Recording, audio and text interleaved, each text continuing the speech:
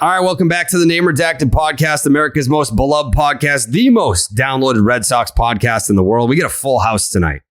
Pete B's here, Pat L's here, Tyler's here, Jake's here. And you know we're talking Sox. The most electrifying team in all of baseball. Probably the worst possible outcome in this series. Like, it's almost like a sweep or nothing. But coming into the podcast on not just an L, but like kind of like a blowout loss to the Pittsburgh Pirates, who have like a negative 5,000 run differential this season, one of the worst teams. I think they have, outside of the Nats, the second worst run differential in Major League Baseball. Hate to see that. You hate to come into a podcast off a blowout loss to literally one of the worst baseball teams ever assembled. A team that was so bad that it prompted Dennis Eckersley to take a break from calling the game and go on a rant about how awful this baseball team really is. Outside of O'Neal Cruz, who I love, and Michael Chavis is there as well. What an abysmal baseball team that the Red Sox just played. And I get it. It's hard to sweep any major league team. The Red Sox have not exactly performed well against the shit teams either. They lost 3 out of 4 to the Royals. What did they lose? 4 out of 5 to the Orioles when they were bad. That was back when they were actually bad. That was pre-Adley Rutschman days. And then there's one other really dog shit team that I'm forgetting that I'm sure Tyler remembers. What was the other one that they lost the series to? Recently? I'm pretty sure we split the Reds, right? Yeah, that was way back. 2-game set. That counted. That was a loss to me. Yeah, they split the Reds. There's like another like really bad team in the same ilk as the Royals that they lost the series to. I mean, splitting with the Yankees was embarrassing as well. That team fucking sucks. Nothing, Tyler? You don't remember? I'm thinking. Maybe my brain might be failing at this point. Horrendous team. Oh, the Tyler's Cubs. mic is off. Or he's Hello, muted. Hello? Don't can't hear you. It's almost like a shtick now for him. Yeah. Fucking technical difficulties, Tyler, coming in hot. I'm going to look it up now just because I'm curious. Like, what team am I thinking of? Hello? They lost the series. Didn't they lost the series? No, they beat the A's. Okay, they lost that last one against the A's when they tried to Chicago. Tyler still playing trying charades. Cubs. God damn it, Tyler. Cubs. Oh, the Cubs. Thank you, Pete B. Yeah, I'm here for the hard-hitting baseball analysis. They lost a series to the Cubs. Me and Jake were in Chicago for that, and it was quite embarrassing. So yeah, they haven't played great baseball against bad teams. They haven't played great baseball against good teams. They are the definition of mediocre. The definition of mediocre. I've now been gifted with a brilliant idea. Is that Tyler now is just the voice in my ear and makes me sound like a smart baseball person while we keep his mic muted the entire show, and he just feeds me numbers and information and makes me sound smart. It's amazing. Hello? I love this idea. Hey! We're back, baby. Welcome back, my man. Pete, thank you for translating. No, thank you, sir. Thank you. Did you read his lips? Is that how you... Yeah. Yeah, he was doing charades. He was punching the microphone to see if it would work, and then was mouthing the word Cubs over and over again. I didn't even catch that. I was looking at the schedule to see myself. Yeah. Tyler, would you say that this is almost like a series loss? Yeah, it's not far from it. It's pretty depressing, especially when you kind of look at how the series played out. The first game, I was disgusted by the end of it. It's great that, Nick Pivetta gives you 7 innings and then Austin Davis just shits the bed. Can't get you through with a couple, you just need some middle relief guys to eat some innings so you don't have to lean on your high leverage arms. John Schreiber has to come in. Beautiful what Matt Barnes did in the 9th. He picks you up. But that's losing baseball. When you're doing stuff like that where you're playing a garbage-ass team like the Pirates and you can't just shut a game down that, number one, you're up 5-0 in the second inning. You don't add any runs on as the game goes along. it's just not great. And, game 2 was a lot better, but I think you look at the series and it's a lot of the concerns you have with the Red Sox. Nate Eovaldi now has another injury issue pop up, and you look at the lineup, it's really 2 guys who are swinging it. It's Alex Verdugo and Christian Arroyo. Yeah. I actually, I don't know if you saw my stat earlier. It was about Aroldis Chapman and how last year when he blew up against the Twins, that was actually the night we had Josh Donaldson on Section 10 because Donaldson hit a homer, Cruz hit a homer, and I think Chapman gave up 4 runs without recording it out. And ever since then, it was June 10th of last year. And he's like, it was like of the 96 relievers with at least 70 appearances, he was dead last in walks per 9. He was like 93rd in ERA. He was terrible. And like whip, I was doing all those stats. But as I was looking that up, I noticed the name down the bottom over that same span, under that same time frame, since June 10th of last year, minimum 70 appearances. And Austin Davis has been just as bad. He's like right there. 96 relievers. He's 95th in whip. And now it's 97 because I guess someone must have qualified today. So now it's 97, but he's 95th in whip. He's dead last in ERA. Out of 97 relievers over that span, he's 97th with a 5.80 ERA and a 157 whip.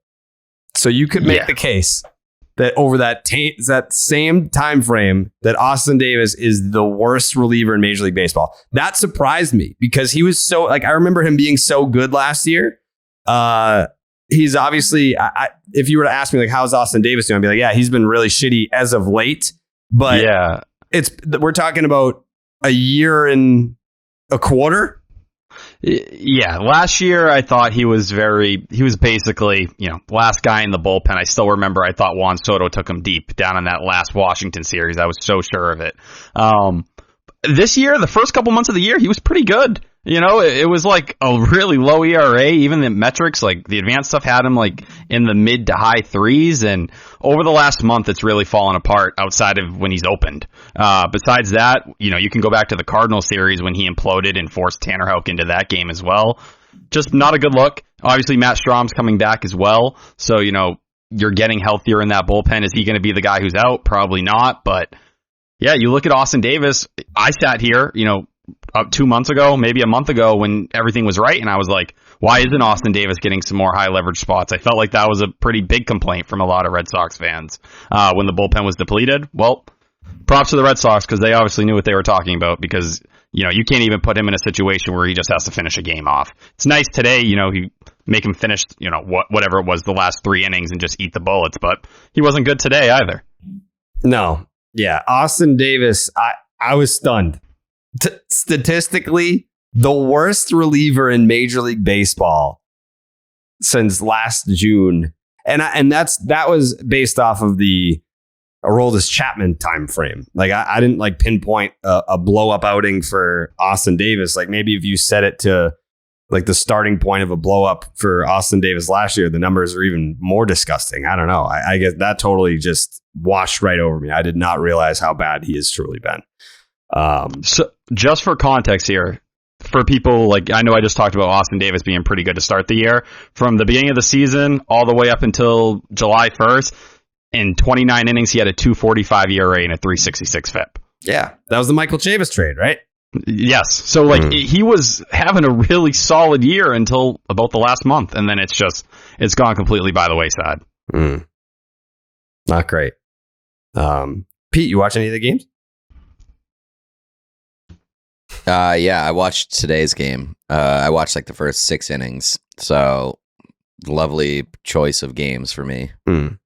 What are we at now for the Pete game attended? 11. Okay. I mean, you're going to have to pick up the slack, dude. I know. I actually had plans in place to go to Baltimore this weekend to go to road games. I've since forfeited that trip because I'm not traveling to see this team. No, especially to a city like Baltimore. I mean, Baltimore. I want to go to Camden Yards real bad. I heard it's real nice. You've never been? No, I've never been. Oh. So like that was part of the reason that I wanted to go, but I'm not going to go to see this team.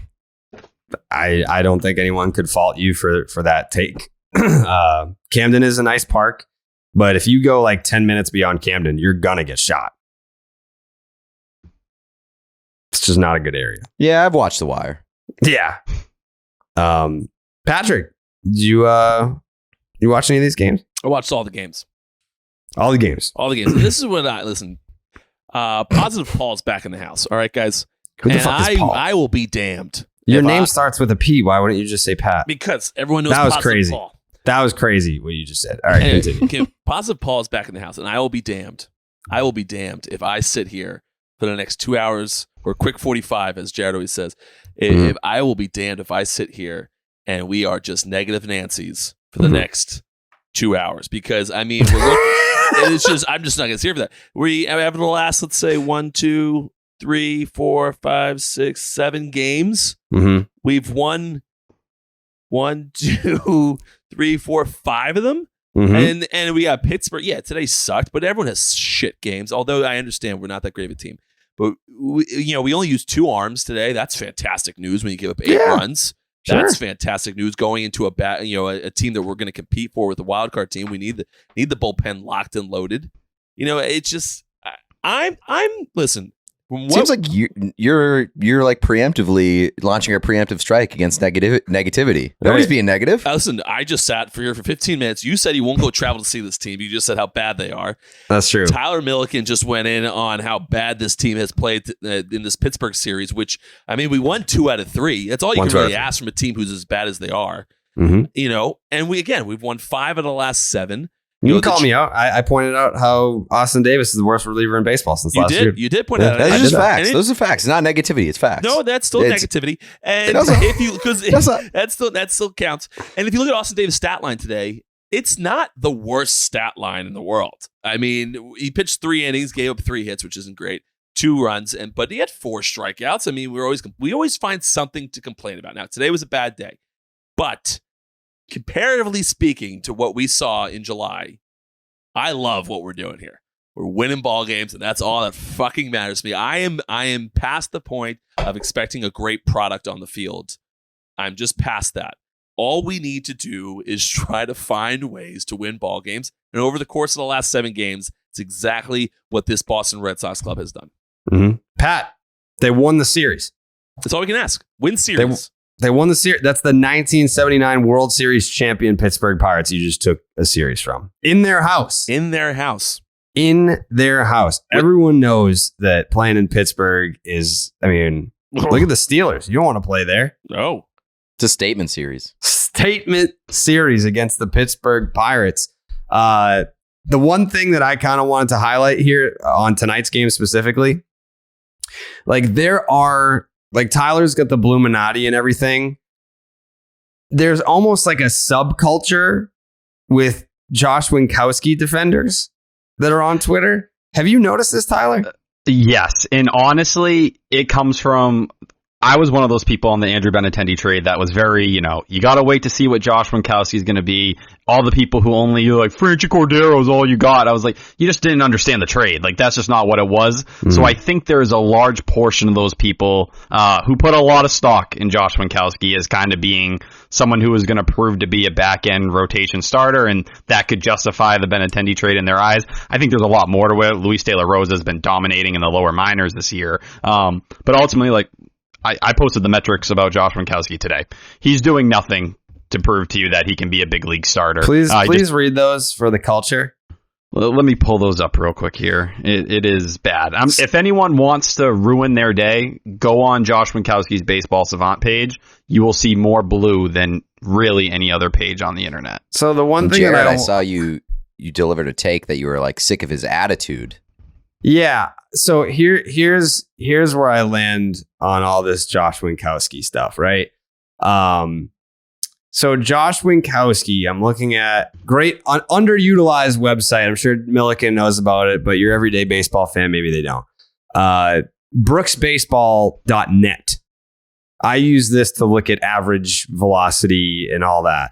So Josh Winkowski's average velocity is basically like, call it 93, 94. It sits in between there. And whenever you talk about Josh Winkowski, the stats that Milliken's about to read are like, the swing and miss isn't there. Hard hit is there. And then you look at the velocity and it's nothing overpowering. Now it's he sits 93, 94.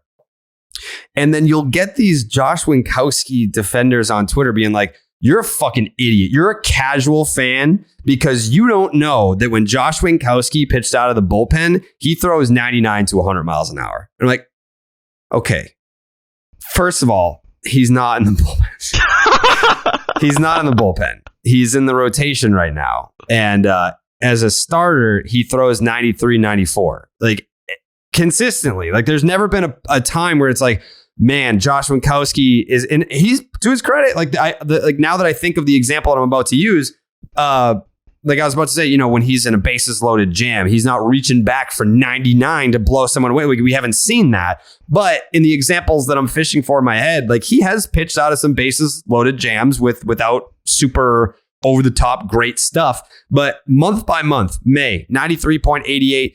June, 93.16, July, 93.38, and then this month of August, 93.63. Like he's right in the middle, 93, 94. So like the one defense that these Josh Winkowski stands have is if he wants to, he can throw 99 to 100 miles an hour because we've seen it in the bullpen in the minor leagues. I'm not saying he can't do it. I'm just saying he has not done that at all. Like at all.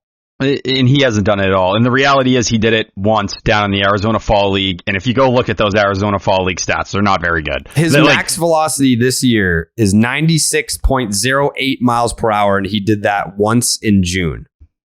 There you go. So like you look at Josh Winkowski, he's in the 4th percentile for K percentage and chase rate. He's in the 13th percentile for hard hit percentage and 22nd percentile in expected ERA. Yeah, and I'm not knocking the fact, like, whatever. Like, I'm not velocity shaming here. All I'm saying is that I find it odd that the defense for Winkowski amongst these people is that he throws 99, 100. And I'm here to tell you he doesn't. He just doesn't do that. It's not that hard. And like, listen, was I hoping Josh Winkowski would be good? Because I've been someone who pushed the Andrew Benintendi trade and said, trust me, the way people reflect on that trade, I think, is in the wrong light a lot of the time. But this is what the issue with Josh Winkowski was. Yes, he had a very good season down in AAA. There was always a concern he wasn't going to miss bats at the big league level. He didn't have a pitch that was really a put-away pitch. And he was working. It was just a bunch of average pitches. I hate to make this comp. Ryan Dempster. That's probably really what he is. It's a bunch of very... Brian Johnson's a World Series champion. He is a World Series champion. Huge part of that. Great roommate. Great friend. Phenomenal on all counts. Mm-hmm. But good through fisherman. a bunch of... Yeah. A lot of people compared him to Chris Sale. A lot of people. Swings and miss potential. Yep. A bunch of 50s. That's basically what his pitches are. And that's really what Josh Winkowski is now. Dempster. Couldn't get in the bullpen Tyler, and, Tyler, hello. could you do Yes? me a favor to use a different example? I'm not following because it's Brian Johnson. Right. I'm Brian sorry. Johnson's an elite guy. So I'm just not following. Could you use something else? Yeah, can you use something like a different comparison? Yeah, let me think of a starter with no Felix Dubras, maybe? pitches. Sure, you know what I mean? Ryan Dempster. Really is the best example. Maybe it's Henry Owens. Is it Henry Owens you thinking? He walks a lot of guys. Yeah, I'm going to stick with Ryan Dempster. It just doesn't resonate. I don't think it's going to resonate with the fan base. I want to cut this part. Yeah, the fan base is like, we don't get it. We don't get it. We'll fix it in post. There's got to be a different example. Yeah, Baseball's been around for a long, long time. Jake, just like dub something over when he says Johnson. It's tough. I want to say like Brandon Workman, but Brandon Workman was really working off 2 pitches. Mm-hmm. But of the similar vein, it's just not More Alan good Webster. Enough.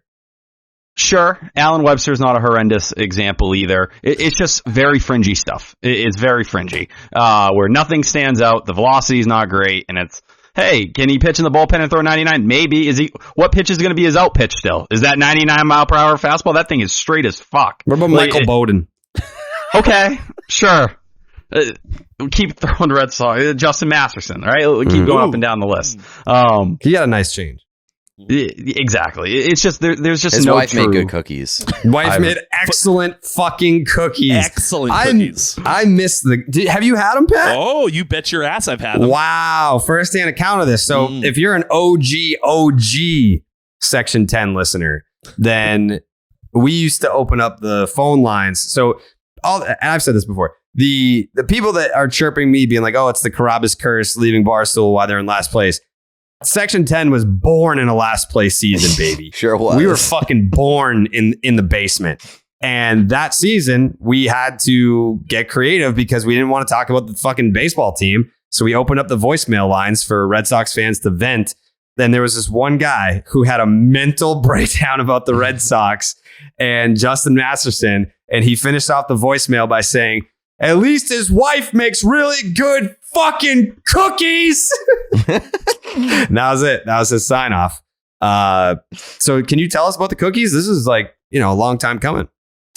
I mean, they're just very good. I played with him in, if I remember correctly, Indianapolis. Okay. And he's a super, super nice guy. Super nice guy. Super nice guy. It certainly helps me with the comparison that what Tyler was trying to say because Brian wasn't resonating with me. No. But super nice guy and just really, I mean, they were nice and soft, which is a big thing for me. I like soft cookies. But they were just all around good. She does a great job. Someone just tagged me. I'm looking at my Instagram feed and it says number 3, Pat's Picks. And I clicked on the picture and it's Fox News. This day in history, on August 18th, 1920, the 19th Amendment was ratified. 102 years ago today, women were granted the right to vote, Pat. Oof. Number 3. Pat's Picks. Number 3. Yeah. Mm-hmm. Number 3. Also, I just want to make quick just adjustments. I just want people to understand that we completely cut off Tyler there from his rant. His comp about Michael Bowden? I don't remember. And to be fair, I don't even remember what he was talking about really. But he was because listen, Brian Johnson doesn't resonate for me. Doesn't resonate. No. Jared was not on board with that. And then should we call Brian Johnson and see if you want to make this comparison to his face? I would actually like to decline that offer, but I do appreciate it. Let me call him and see what he's doing. You can't do it after tonight. Not after that Winkowski start tonight. No, I want you to. I'm going to call him. Let's call him. I'm going to give him. What time is it? He may answer. Please, God. He's such a nice guy too. So nice. You're lucky if he doesn't answer. Very lucky. He's such a phone guy too, though. Yeah, but he might be asleep right now. It's 11. It's a time to sleep. You're lucky, dude. You're lucky, dude. Damn.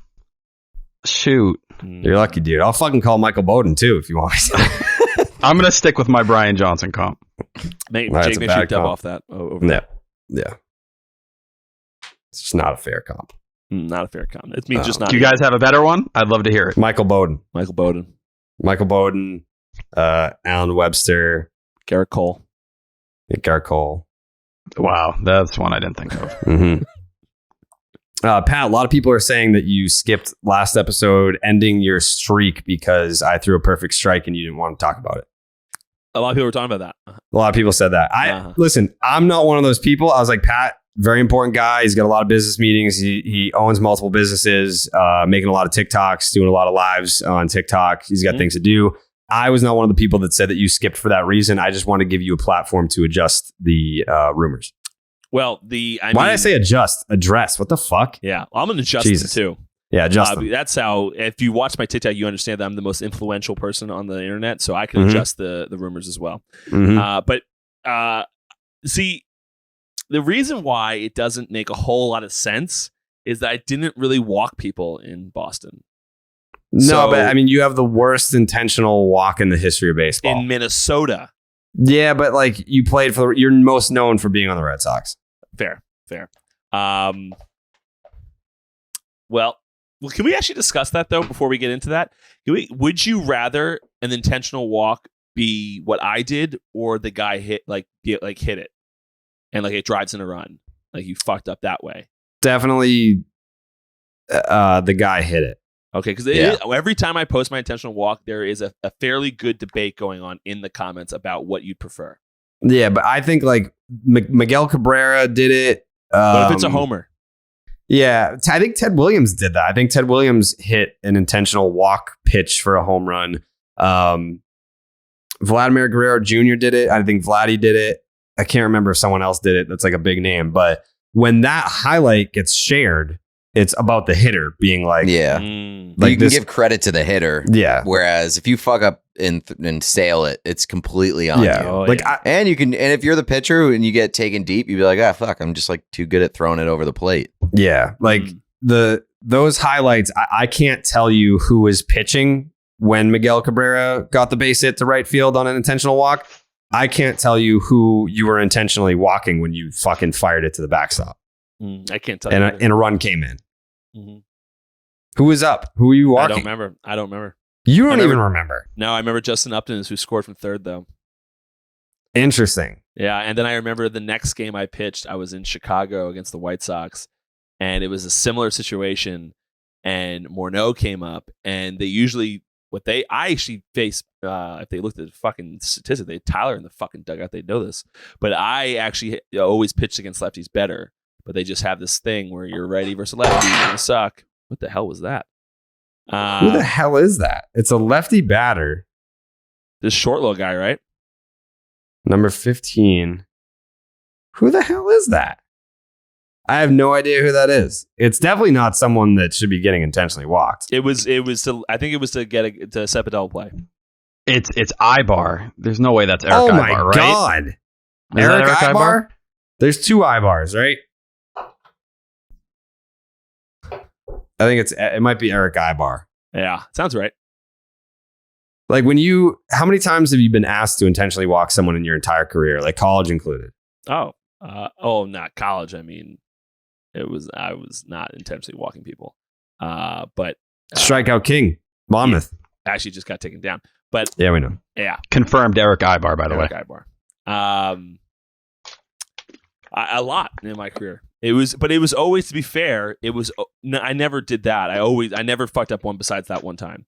Mm-hmm. But it was always kind of uncomfortable for me. Like, it just always was such a different change of pace of what you've just been asking me to do. And now all of a sudden I'm supposed to do something else. It was always just a little different for me. So I never particularly liked it. And then we were in this was a close game. If you looked at the scoreboard, I think Detroit either went up a second run there. So it was a close game. So it was, I think the whole little pressure got to me. Because I had completed, I think, one or two already. It was like the last one or the third one. But still, I was only number 6 on the not top 10. So there were 5 other plays worse than mine that day. So that's going to load. Oh, look out. He uncorked it. Here comes Upton to score. He's in safely. That is the very reason why a lot of managers do not want them to institute that new rule where they just allow the guy to go down to first base. I really thought for a second the commentator was going to be like, this is the reason why a lot of managers don't want Pat Light on their team. Yeah, that was easily the most embarrassing moment I've had in baseball. Yeah. It was a 3-2 game, and then that made it 4-2. That's right. In the ninth. Oh, no. Yeah. There was a time period in Minnesota. People don't know this, but there was a time period in Minnesota that I was like one of the guys for them. And then that happened. Yeah. Well, they there was like a stretch. The new GM that traded for me got fired almost immediately. And they brought in these. You traded for who? And then they brought in these 2 guys, Thad Levine and someone else. And I think they're still there, right, Tyler? Like, we got to clean this organization up. First order of business, Pat Light is gone. So what they did is because we were the worst team in baseball, they just threw all the young guys a lot because these guys wanted to see them for next year's camp, like to get as much viewing of them. And like, I was good. I was like doing really well. And then I'm not going to blame it on them, but I did get dead armed. So like I think I pitched. I know I pitched. I think the stat my brother threw at me is I threw more than Andrew Miller did that in that same time period, and they were going for a playoff spot. And it was one of the time where Andrew was throwing like constantly. And I remember having to go, I think I've told this story in the pod, but I remember having to go in between innings into the batting cages and just constantly be throwing. Otherwise, I'd go out there, my shoulder was completely tightened up. I couldn't throw anymore. And the announcers were asking why I wasn't throwing 100. And it was just like, this guy was supposed to throw 100. He's only throwing 93. Like, well, I've thrown 4,000 innings in 2 days. So you had 17 appearances for the Twins. 9 of them were scoreless. I told you. And I think they were all right in the beginning. I was fucking... It's pretty spread out. Your last appearance was scoreless. Oh, okay. Against the White Sox? Yeah. Yeah, I did well that game. Yeah, inning in 2/3. Mm-hmm. Yeah, look at that. Yeah, I actually asked Paul Meyer if he wanted me to hit Tim Anderson. For what? I forget what happened. Either pimp job. I don't really remember. It was kind of in that weird area where pimp jobs were still not allowed, but like we're kind of getting to that point where we're going to let them happen now. It was like a weird time, and like I knew what our rules were. Like I knew what our guys wanted, and so like one is like twofold. Like one, like I was still in that time mindset where we're like, well, no, like fuck off. Mm-hmm. But two, it also is like a kind of just like a little nudge to the manager that like, you know, you'll do whatever the guy, like the team needs you to do. Like you're not afraid to get into a benches clearing brawl and protect your teammates type of deal. Actually, that's what it was. I don't think it was a pimp job. I think it was we were hitting someone else. No, it had to be something about Tim Anderson specifically, because I remember one of the guys had come up to me, one of the coaches, I forget his name, Doug Minkiewicz. Doug Minkiewicz, yeah. Really good guy. He came up to me and said that I loved what I was asking. Really, thought that was really, really good of me. And back in his day, he would not only hit the guy who did it, but they'd hit the best player in the team. So the best player would go into the clubhouse and motherfuck the guy for doing it. He got hurt too, which I was like, that is a savvy move. So I'm looking at it now with the Minnesota Twins, 15 games, 14 innings, 14 earned runs. But 10 of those 14 earned runs were against 2 teams. Which teams? The Royals and the Blue Jays. Royals and the Blue Jays was a bad game. Yeah, that was a bad game. Mm-hmm. And the Royals, I don't remember pitching against, but yeah, they lit that ass up. I was good against the Indians. I was good against Detroit. I fucking carved up the middle of Detroit's lineup. But so the only person that hit me in Detroit was that JD Martinez was over there, wasn't he? Mm-hmm. Yeah, that's the only guy that got me. JD was fucking spit on everything. Fucking unbelievable hitter. Yeah, the backstop got you too. Yeah. On the bright side, Pat, you had a 622 FIP. Is that good? Okay. Very bad. Okay. Very bad. Very bad. That was uncalled for, Tyler. Yeah. Sorry. Yeah, it is uncalled for. Yeah. You know what is called for? I bet you I can guess. What is it?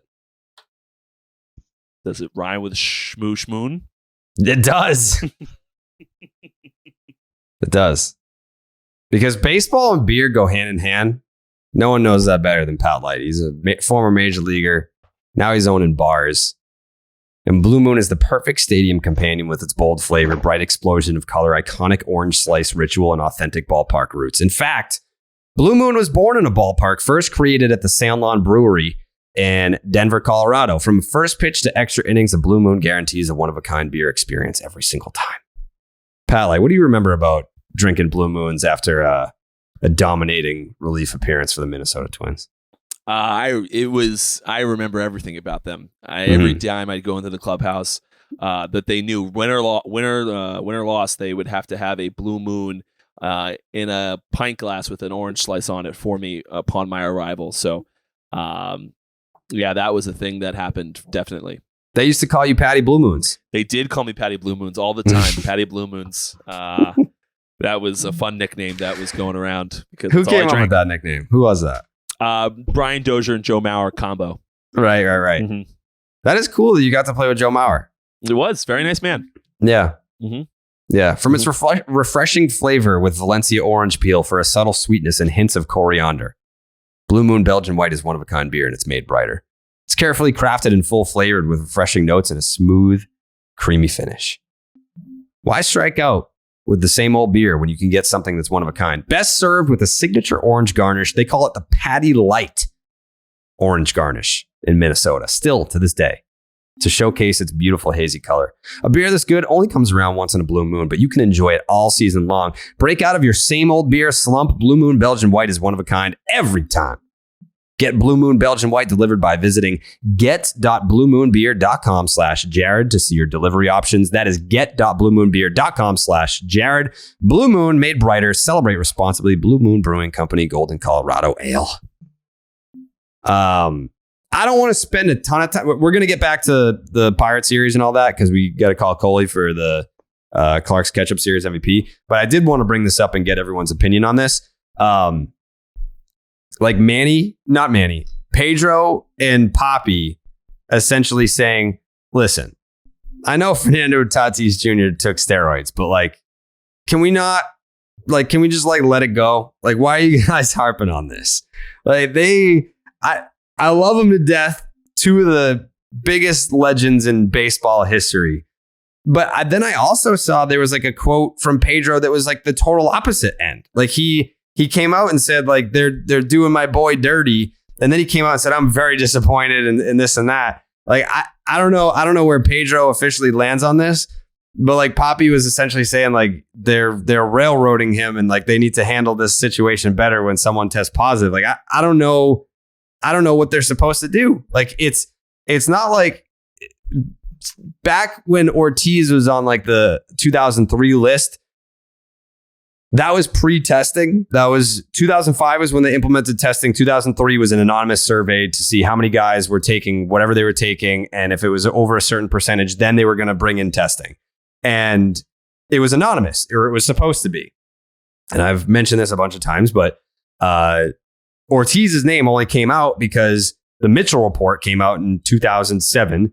And Mitchell worked for the Boston Red Sox. And there were a bunch of Yankees on the Mitchell report. There weren't a bunch of big Red Sox names. It was Manny Alexander and Mo Vaughn, who had been gone forever. And then the Yankees were fuck you. And then they leaked the name. It was leaked in I believe the New York Post was the one that had it, or the New York Times, whatever fucking New York newspaper it was. They came for Poppy. They came for Manny because they were fuck you. You're going to out our players. We're going to out your players. And because of that 03 test, they never knew what they tested positive for, because the results were destroyed. It was that's a positive test. And then I think it was 2015 or 16. I think it was 16. It was Poppy's final season.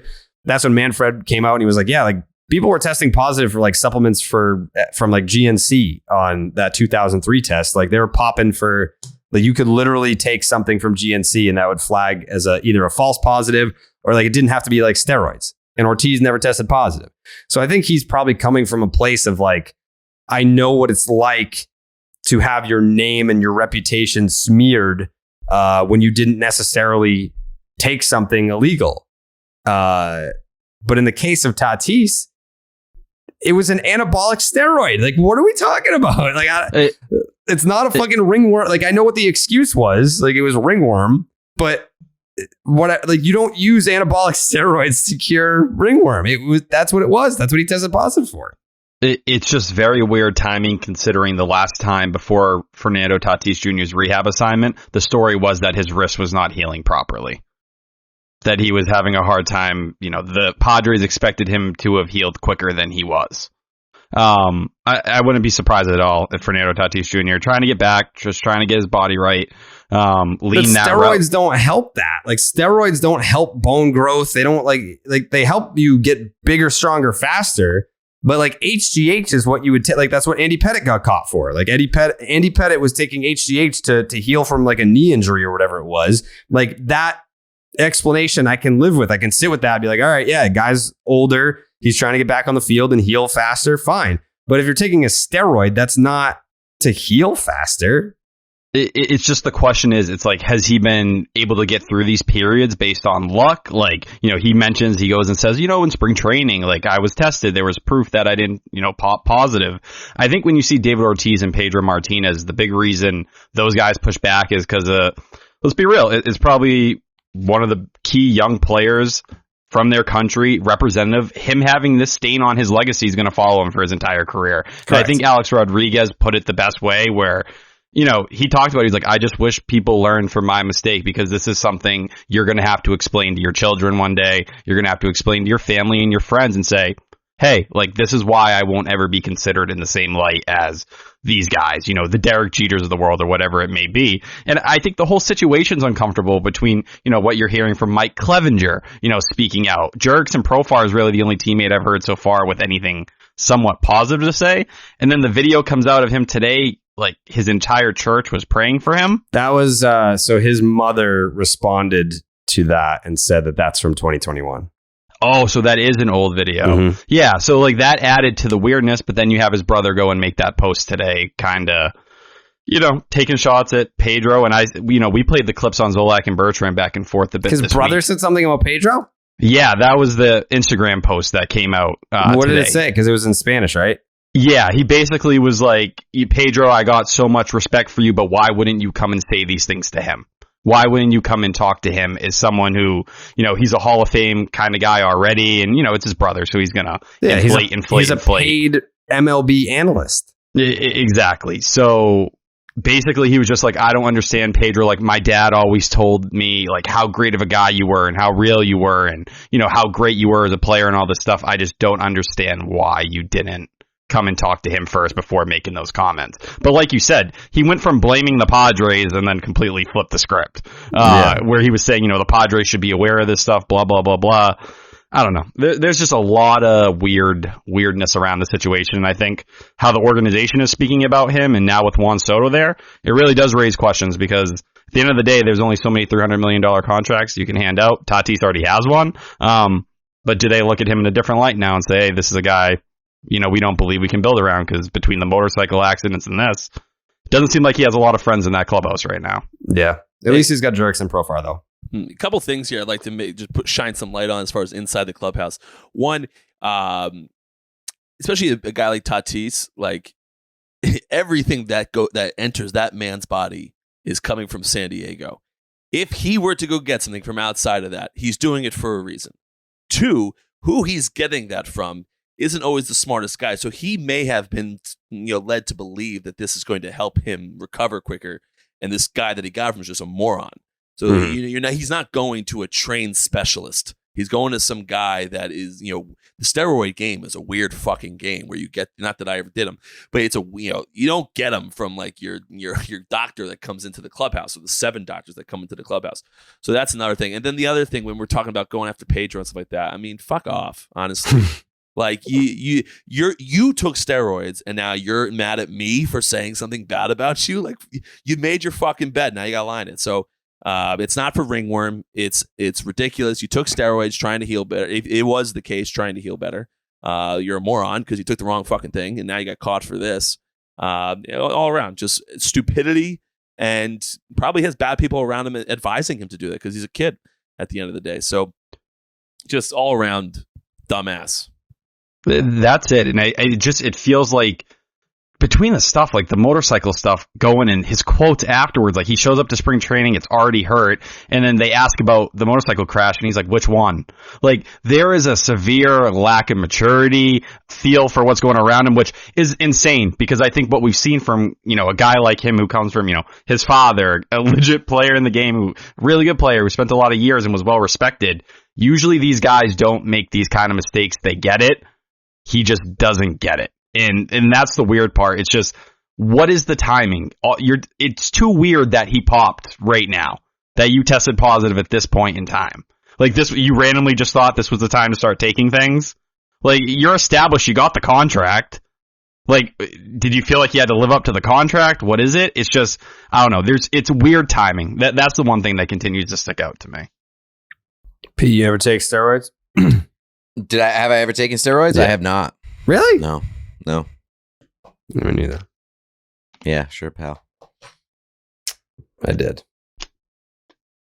Long time ago. No. The only thing that I've ever done was deer antler spray one time. Wow. Ray Lewis. Yeah, it was like right after the Ray Lewis thing. And I was like, I'm going to try this. It didn't do anything. I'm pretty sure it was just like fucking nothing. I probably got scammed by some online website. It was probably like deer piss. This guy buying the shit off Amazon. Yeah, no, it was like some fucking sketchy website. And it was like, here's some deer antler spray. I was like, all right, let's do it. I love ingesting strange things from the internet. I don't even know if what I took was steroids, to be honest with you. It was some dude that I went to high school with, and I met him in the parking lot of Salem State, and it was like, yeah, it was definitely steroids then. It was like, but it was like it was in like a little iodine dropper, and I didn't even do the whole thing. I was like, this is stupid. But this was 2011, so I mean, a decade clean. There you go, pal. Happy for you. Take notes, Pat. Thank you. I mean, off Milken's point though, like the maturity thing, I wonder how much of that might be like just too much too fast for like a young kid, where he was like anointed as the next face of baseball, got that massive contract, and whether it was like the weight of that sort of attachment to him, or just like him digging himself a little bit of a hole with the motorcycle accident, him wanting to get back, and like just given so much like shine so early on. Maybe that is like a little bit too much for like a early 20-year-old to kind of like keep on his shoulders. Yeah. So maybe it might be too early to kind of be like, this guy doesn't have it to be like a star or whatever. Maybe he finds it in the next couple of years or so, but obviously it's not been a great run for Tatis. No, and I'm out. I think the maturity stuff. I mean, look at the guys in our club. I mean, you had Rafael Devers, who has shown great maturity. Xander Bogaerts, when he was coming up, he did a great job. A lot of times when you get anointed and stuff like this as this great player, it just kind of allows you to feel like you can be the guy that you always were. The maturity problem was already there. It's just now in light because he can feel like he can do whatever the fuck he wants. So he could mature and become, and I think he's still a talented guy. He'll come back and play well probably in the rest of his career. But you see this all the time. And when I was a proponent, when I was playing, the guy shouldn't get drafted out of high school. Because I saw guys. I don't remember the guy's name. Oh, I do remember his name. Fucking, do you guys remember the Tyler probably does? John Denny. Oh, the catcher. He ended up getting arrested for something, right? He just all of a sudden he showed up late like 17 days in a row. So the GCL manager made him like come in at like 5:30 every fucking day when you didn't have to be there like 8 and like do something like conditioning or something. And like after day 2 of it, he just got in his car and left and never came back. Wow. And then he called Ben Crockett, who was the farm director at the time. I don't know what his new position is now. It's been years since I've been around, but he called Ben Crockett, or Ben called him, and he answered shockingly. And they're like, "Hey man, like, where are you? You just left. Like, you gonna come back to the facility?" And he's like, "Nah, I'm in Jacksonville." And he's like, "What?"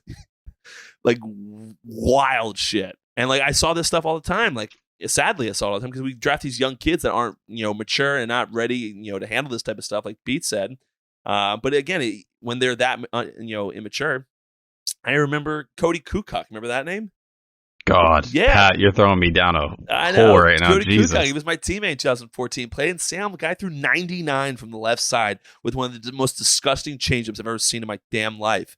Next thing you know, he's fleeing Kansas and going out to South Beach, or not South Beach, out to Long Beach in California to try to find Henry Owens to seek shelter away from the feds, and throws his cell phone into the ocean. What? Yeah, he ends up doing all that. They find him, they catch him, they bring him back to Kansas. Turns out he was part of an armed heist where he went into this guy's house, took his Xbox, took a bunch of drugs, like all this stuff, and Cody was the one holding the fucking gun. Fucking see you later, career. You're going to fucking jail. Yeah, look at Brett Netzer from this past offseason. That dude absolutely went off the fucking road, man. Like, admitting to horrendous shit, like posting crazy videos with like racist and, fucked up shit, and he's like abandoning baseball. He abandoned like his family, and he was just living in his truck or whatever, and he was just posting these like manic videos. Whatever happened to that? Because like, do you know where that started? What do you mean? That all started. He chirped me on Twitter. Is that how it started? Yes. It started with him chirping me on Twitter. I came back at him And then I looked at his page and I was like, why did Chris Hatfield and Chris Cotillo and like Sox prospects, they all follow this guy. He seems like an internet troll. And I was like, oh, he's a Red Sox minor leaguer. And then after we had our exchange, then he started tweeting like anti-Semitic stuff about Heim. And then the next day he's released. And then he posts this crazy ass video on YouTube, like admitting to like sexual assault. I'm pretty sure it was that he raped somebody. Yeah. Yeah. And I don't know whatever became of that. Like, did they find and arrest this guy? If he has like a video admitting of guilt? I remember his family was like basically asking for help. That was the last thing I remember on this story, where they were like, he's not right in the head. He's had these problems for a long time, and like that's what it was. But I haven't seen anything pop up with him. But yeah, like there's so many stories of these different guys over the years. Wild. It's crazy. But John Denny, like he's been arrested like multiple times. I feel like like he like you said, Pat, that quickly just like completely fell off the map. And you see, and I have yet, at least I can't recall off the top of my head, but I don't remember. And it's all happened to young guys that, get a big head and they get drafted and they just don't have that maturity level to understand. And like also, in my opinion, like once you get like past 18, like, yeah, I did some cringy things when I was in my teen years. I'm sure we probably all did, but I wasn't a fucking douchebag. Mm-hmm. So like, it's like I always say the point, like, I used to think that these weird kids would grow up and be normal adults. That's not how life works. The weird kids are just weird adults. That's how it is. So, like, if you're a douche then, you're probably a douche later. And, like, if I'm the Red Sox or if I'm at any team, like, the number one thing I think of is this guy a fucking douchebag? And if he is, I don't want him. He's got to be unbelievable. Well, the douchebag thing, I feel like that has to be stepped in front of early on. Because, like, if a kid comes up and he's a douchebag and he gets away with it for like a couple of years, then turns out to be pretty good and he gets some security at the big league level, then who the fuck is going to step in front of that kid then? Well, you're right. That's not going to happen. And a lot of times, and this is something that I saw in baseball firsthand, was a lot of times they look at you being a douchebag as a pro as far as how you'll perform in baseball, because like you don't confidence-wise. You don't give a fuck about other people. So now, like, you have that like fuck you mentality already. They don't care. They want you to be a good clubhouse guy, but they rather you hit 50 dingers. So like, it's just not as important. They look at it as this, they don't want the nice guy. They used to not want ugly girlfriends. Like they didn't want any of this stuff. So like it's a weird dynamic. Like they want the douchebag, but they want him to be quiet and not really let anyone know he's a douchebag. That's wild. Yeah. I mean, that was like a line out of Moneyball. I was about to say that was the first thing that popped into my mind when you said that, Pat. Yeah, ugly girlfriend. He's got no confidence. Can't have that in the clubhouse. Can't have that shit. No. Damn. Yeah. It reminds me of like draft day when they're talking about the why didn't anybody go to this kid's birthday party? The quarterback. They're like, nobody went to this guy's birthday party. Can't have that. And that was like their big hang up on why they couldn't draft the guy. Tell you, man, these teams look in like when in my junior year in junior in college, I sat with every single Major League Baseball team. Some requested to have my parents in the room with me. Some wanted me to do it one-on-one. And I sat with every single one of them for minimum hour and a half. Some went up to 3 hours. Like these teams, like they dive into who you are, and like you said, but sometimes you think being a doucher might be a negative. Sometimes people like that. Pat, I don't want to. If you don't have to answer this, but what was the weirdest question you ever got in one of those interviews? It's been too long. I don't remember, to be honest with you. I just remember I remember a couple things. I remember specifically being nervous for my first one going into a one-on-one meeting. Because up until that point, I had some meetings in high school, but that's always with parents. And then I started a little bit in college, and the first couple were with my parents. I remember the one was being the Angels, and I remember a lot of, which is funny enough, a lot of the meeting was surrounded by Trout because we were talking about the Jersey guys because this guy had drafted them. But I don't remember the one meeting that sticks out to me. It was the Dodgers. And they had asked me how I hold my four-seam fastball. So I showed them. And I wasn't really paying attention to where my thumb was on the ball. So my thumb was like up here on the baseball, which no one ever throws. That's really weird. You wouldn't be able to control anything. It's always below it. But I just like showed him, like I was like, yeah, this is how I do it, and like just held the baseball like randomly, and the guy was like, that's how you throw it, and I was like, yeah, and he's like, you're throwing 99 with that. You're gonna be throwing 106 by the time I'm done with it. And I was like, okay, man, sure. He's like, put your thumb here. And I was like, in my head, I was like, oh, that's definitely where I usually put my thumb anyway. I just was showing you. Yeah, you don't say anything in that moment, though. You're like, dude, oh, wow. Boom. This feels so much better. Wait till next game. I can feel the velocity. I'm allowed to use my thumb? What? But I'm not going to use this. I'll tell you when I'm going to use it when I get to the big leagues. That's when you call me up. Then I'll do this. For now, we're just going to still throw 99. Yeah, you give me Patty that extension. Yeah, I'll throw the shit out of that fastball. That's nuts. Isn't like, I think it was BJ that was telling me about how like in the Red Sox organization, when you come up through the system, that they put you through like media training. Is that true? It's once you get, they have meetings about it. It was not like one-on-one stuff. You just like, the Red Sox by far in my time with 4 different teams had the most meetings like during spring training. Like you're meeting with fucking everyone. Like it's just meeting after meeting after meeting. And part of it is media training. It's like, you know, how people try to hang you, like get you. They also talk about in that same meeting how girls try to get you. That's where I learned to use your own condom. Because there were guys that like took the condom and then like they put like water in it at the end just to see it, and it'll just be like dripping out. Oh. So there's like just you go through a lot of stuff. It's just, and I hated them. They're all like in the morning. The worst one in the afternoon after a workout. That sucked. But you do some media training certainly. What type of stuff did they tell you in the media training? Number one thing was always stay away from politics and religion. I just stay away from those types of things. And then the other was just kind of give that generic response. You know, obviously they had like examples. I can't remember the examples they have off the top of my head, but like it's always based on the question. But just kind of don't be too specific. Just like when they come at you, like you give a nice response, be courteous. But especially in Boston, they're going to try to get you. Like they're going to try to get you at a weird time where you're caught off guard, which I've certainly seen them do in the clubhouse. They're going to ask you shitty questions. They know they're being a doucher to you, but they're just trying to get a reaction out of you. So you just gotta not care about it, I guess. Use your own condoms. Use your Boston Red Sox way. Yeah, like they had like, this is, I don't know if I should say this, but they had like their own like secret police, like Major League Baseball. Yeah, I don't know if it's Major League Baseball versus the Players Association. I can't remember, but there's like a force of retired like high up police officers. That doesn't surprise me. That like, is it like a cleanup crew basically? It kind of feels that way.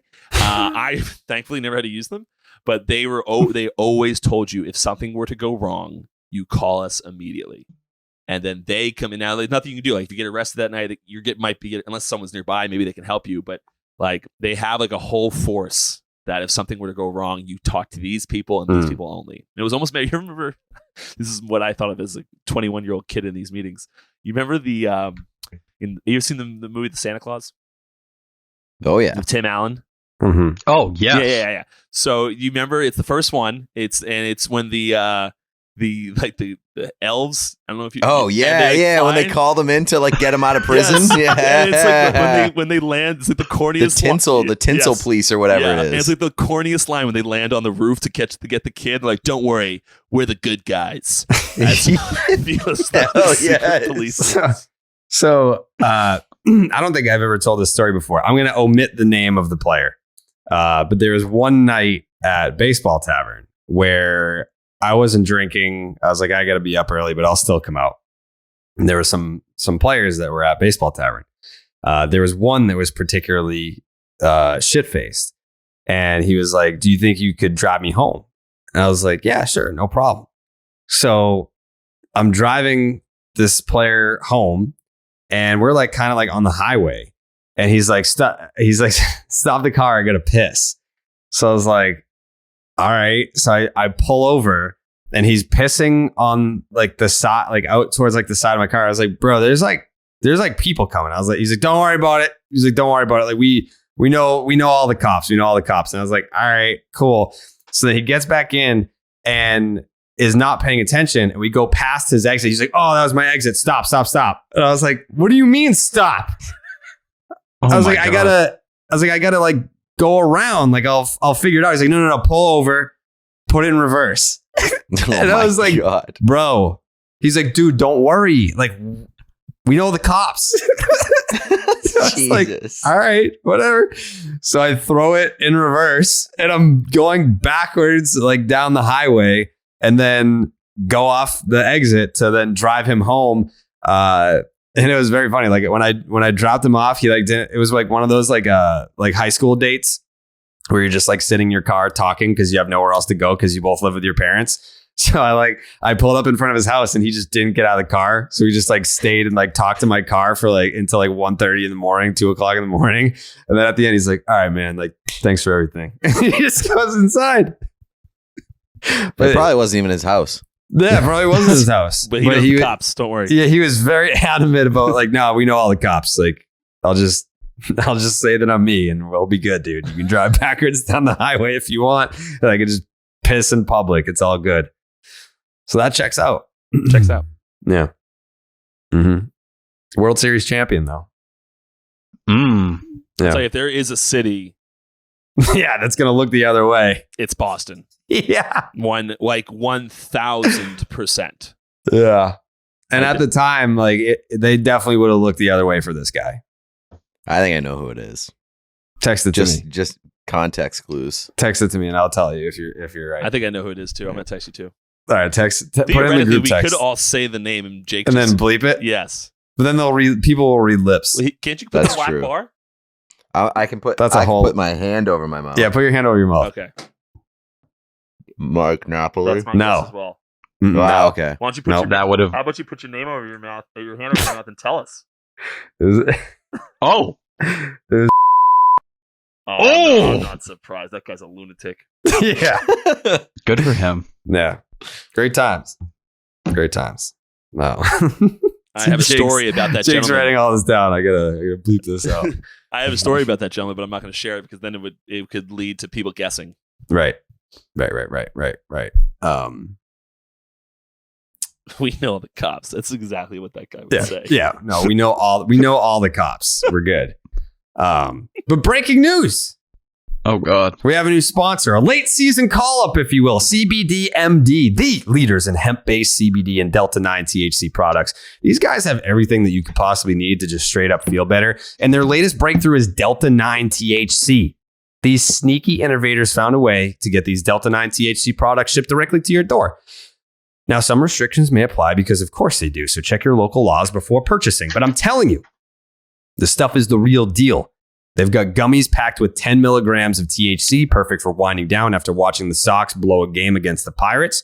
If 10 milligrams sounds like a lot to you, then CBD MD has you covered with their microdose soft gels. With just 1 milligram of THC, these little guys pack a punch that's perfect for all-day support whenever and wherever you need it the most. Don't get all caught up in the technicalities. This is the same THC that you've come to know and love over the years, just extracted from a hemp. They sent me a whole bunch. Thank God. Shout out to CBDMD for the care package. I'm going to have to be a regular customer. I am definitely a guy that needs to wind down at the end of the day. I'm usually the most panicky and anxiety ridden at night. Not anymore, Peter. Not anymore. Now we're on the CBDMD gummy train. And to learn more about Delta-9 and everything else CBDMD has to offer, just head to cbdmd.com. Once again, that is cbdmd.com for information, education, and the best damn gummies that you've ever had. You must be 21 years or older to purchase Delta-9. Yeah, that was a fun little tangent instead of talking about the Pirates. I mean, I don't give a fuck about Pirates.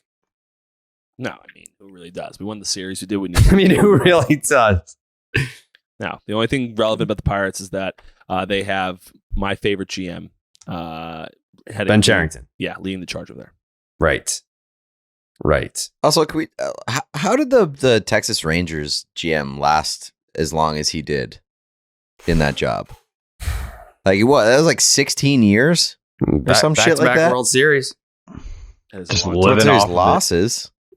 Sometimes it's the deals that you don't make. I think passing on bringing back Josh Hamilton was a pretty smart one. Yeah, but I mean, they didn't win a playoff series for 10 years. Probably just friends with the owner. Let's just call a spade here. Like probably like he just boys them. They won a couple World Series. Like fuck it, I don't care about winning. I'm making so much money. They've actually never won a World Series. Yeah, no, never. We won some. They games. made the World Series. Yeah, back-to-back American League pennants. There you go. Yeah, like he probably didn't care. Have the Rangers ever won the World Series? No, never. That's kind of crazy. They've been around for a fucking long time. They're one of 6 teams to never win a World Series. Name the other 5, folks. The Yankees. Trash. Is it that time? Is it that time?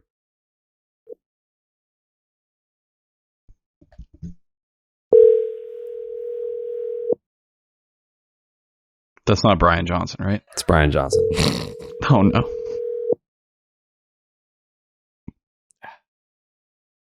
Got to be better than this. He's exhausted. Why does no one want to answer the phone tonight?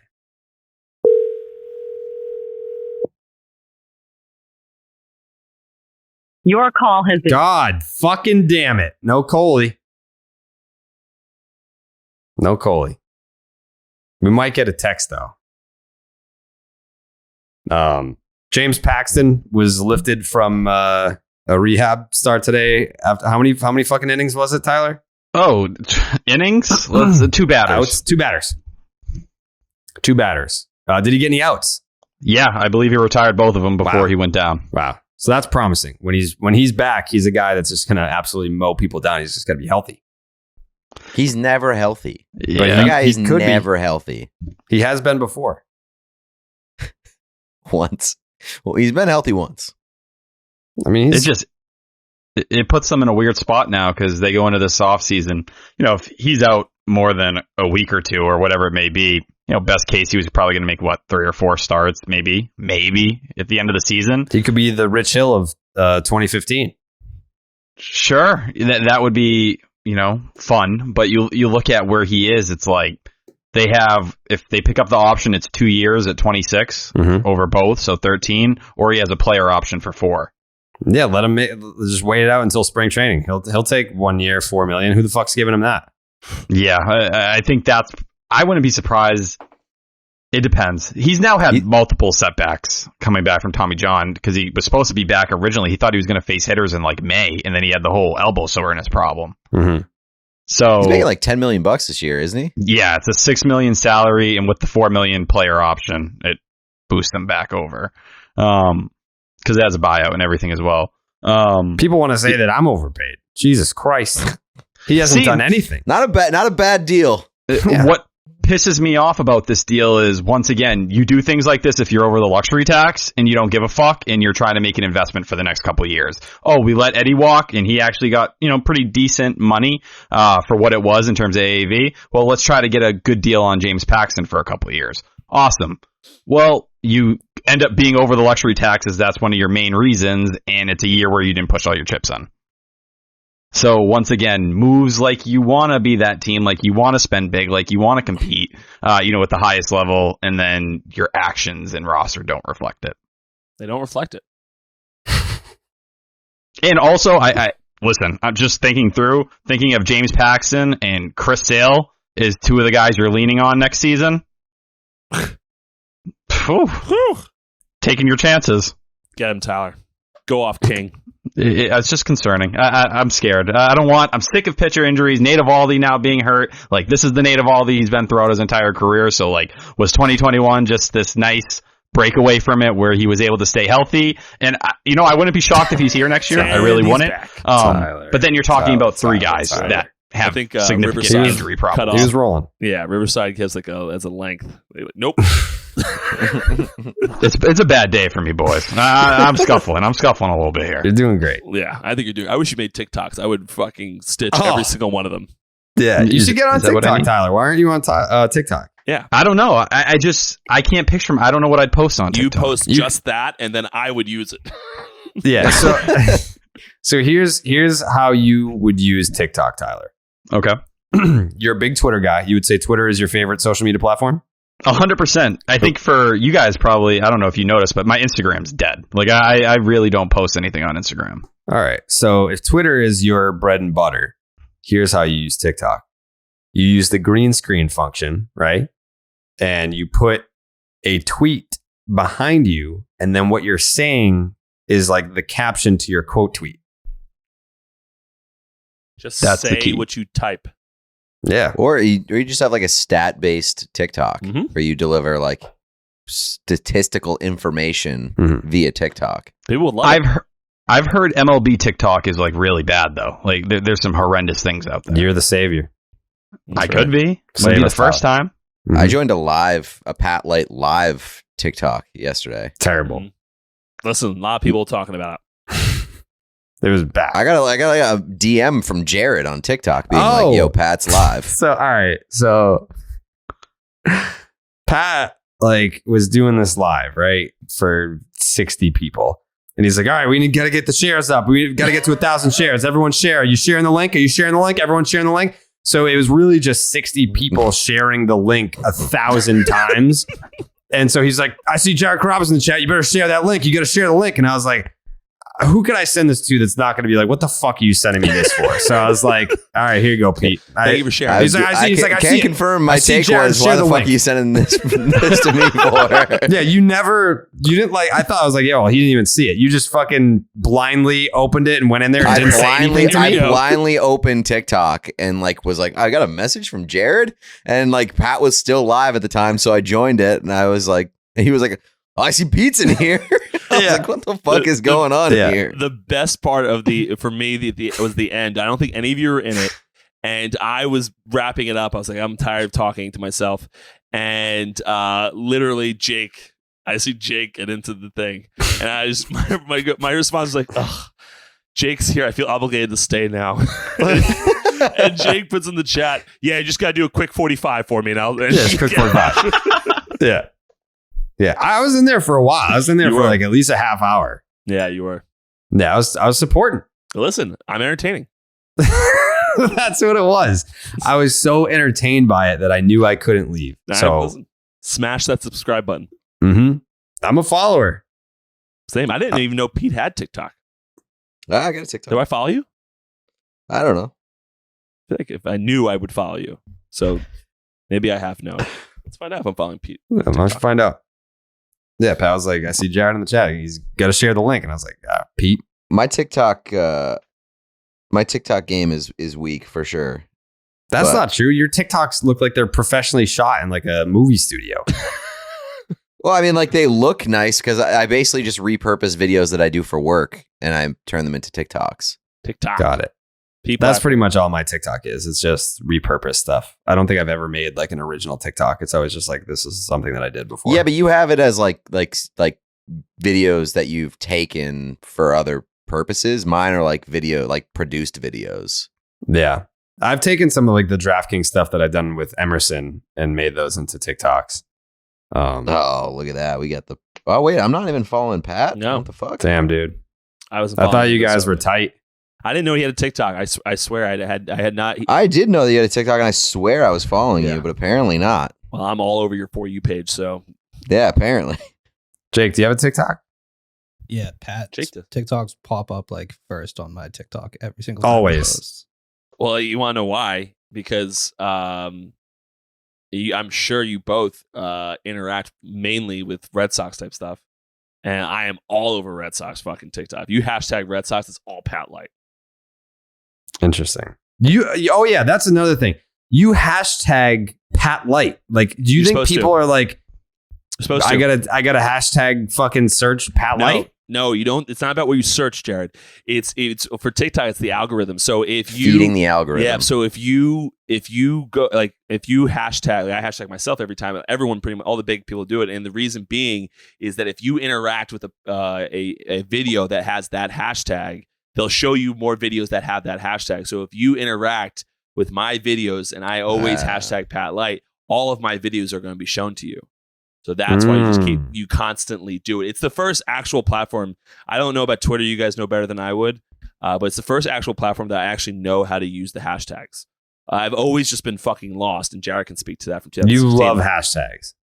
I've always been lost using them. TikTok I dominate TikTok hashtags. You know that like TikTok is essentially like a psychological warfare. I've heard that from China, because like China has a different algorithm for TikTok in China where like they show videos that make like Chinese people smarter. Like they'll show like very informational, educational videos, and then you open it up in the United States and it's just like a half naked chick dancing in her kitchen.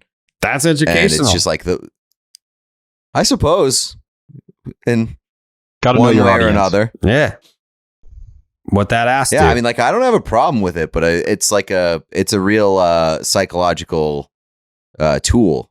I don't know. I'd rather be on the American side based off that. That's what I'm saying. It's like, all right, if the algorithm in China were the same in America, how many Americans are sitting there being like, oh, great, it's a fucking TikTok about the 19th Amendment. Yeah, they're forcing the Chinese people to watch that. Yeah. Their dictatorship. Yeah. There's like soldiers outside their houses with rifles being like, watch TikTok, educate yourself. Is that Pat Light? Scroll past that. Yeah. Yeah, Pat Light wouldn't have a fucking chance at being the TikTok megastar that he is in the United States if he were in China. No chance. While we're talking about social media stuff, I saw that the Reddit was all about highlighting Tyler liking his own tweets. No, this is not a thing we're going to talk about. There's a couple of things that people We have been gotta pointing bring it out. up. I didn't want to bring up the Tyler's hashtagging because it was when I thought to bring it up. It was when the Red Sox were playing well, so I was like, we can't change anything. I thought about this in June. It's like we can't change anything. So let me just tell you, Tyler. Hashtagging on Twitter does nothing. Nothing.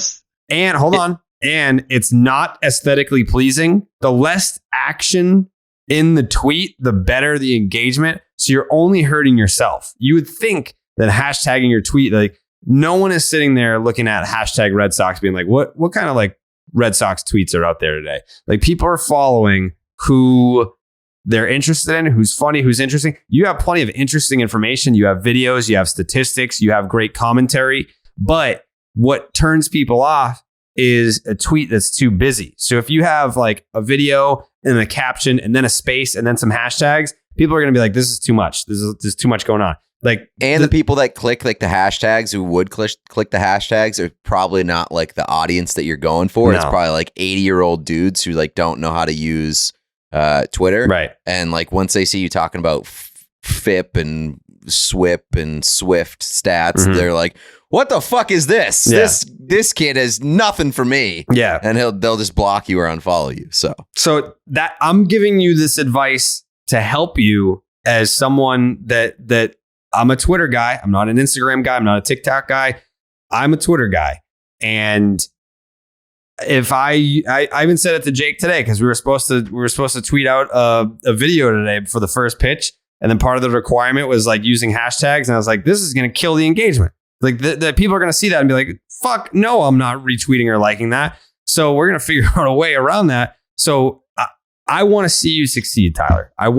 Because your content is good. But if I am, view me as your target demo. I'm a Red Sox fan and I share tweets. I quote tweet people. I retweet people. I don't really ever like manually retweet. Like if I'm going to retweet something, I'm going to add my own commentary to it.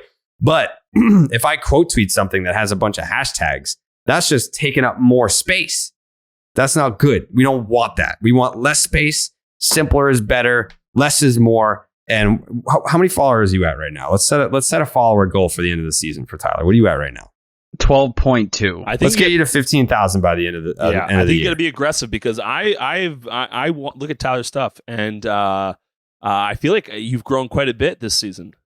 Yeah, definitely this year between the podcasts. When I joined the podcast, I had like maybe close to 7. I was like right around 7. Yeah. So I've probably just about doubled since I joined. Yeah.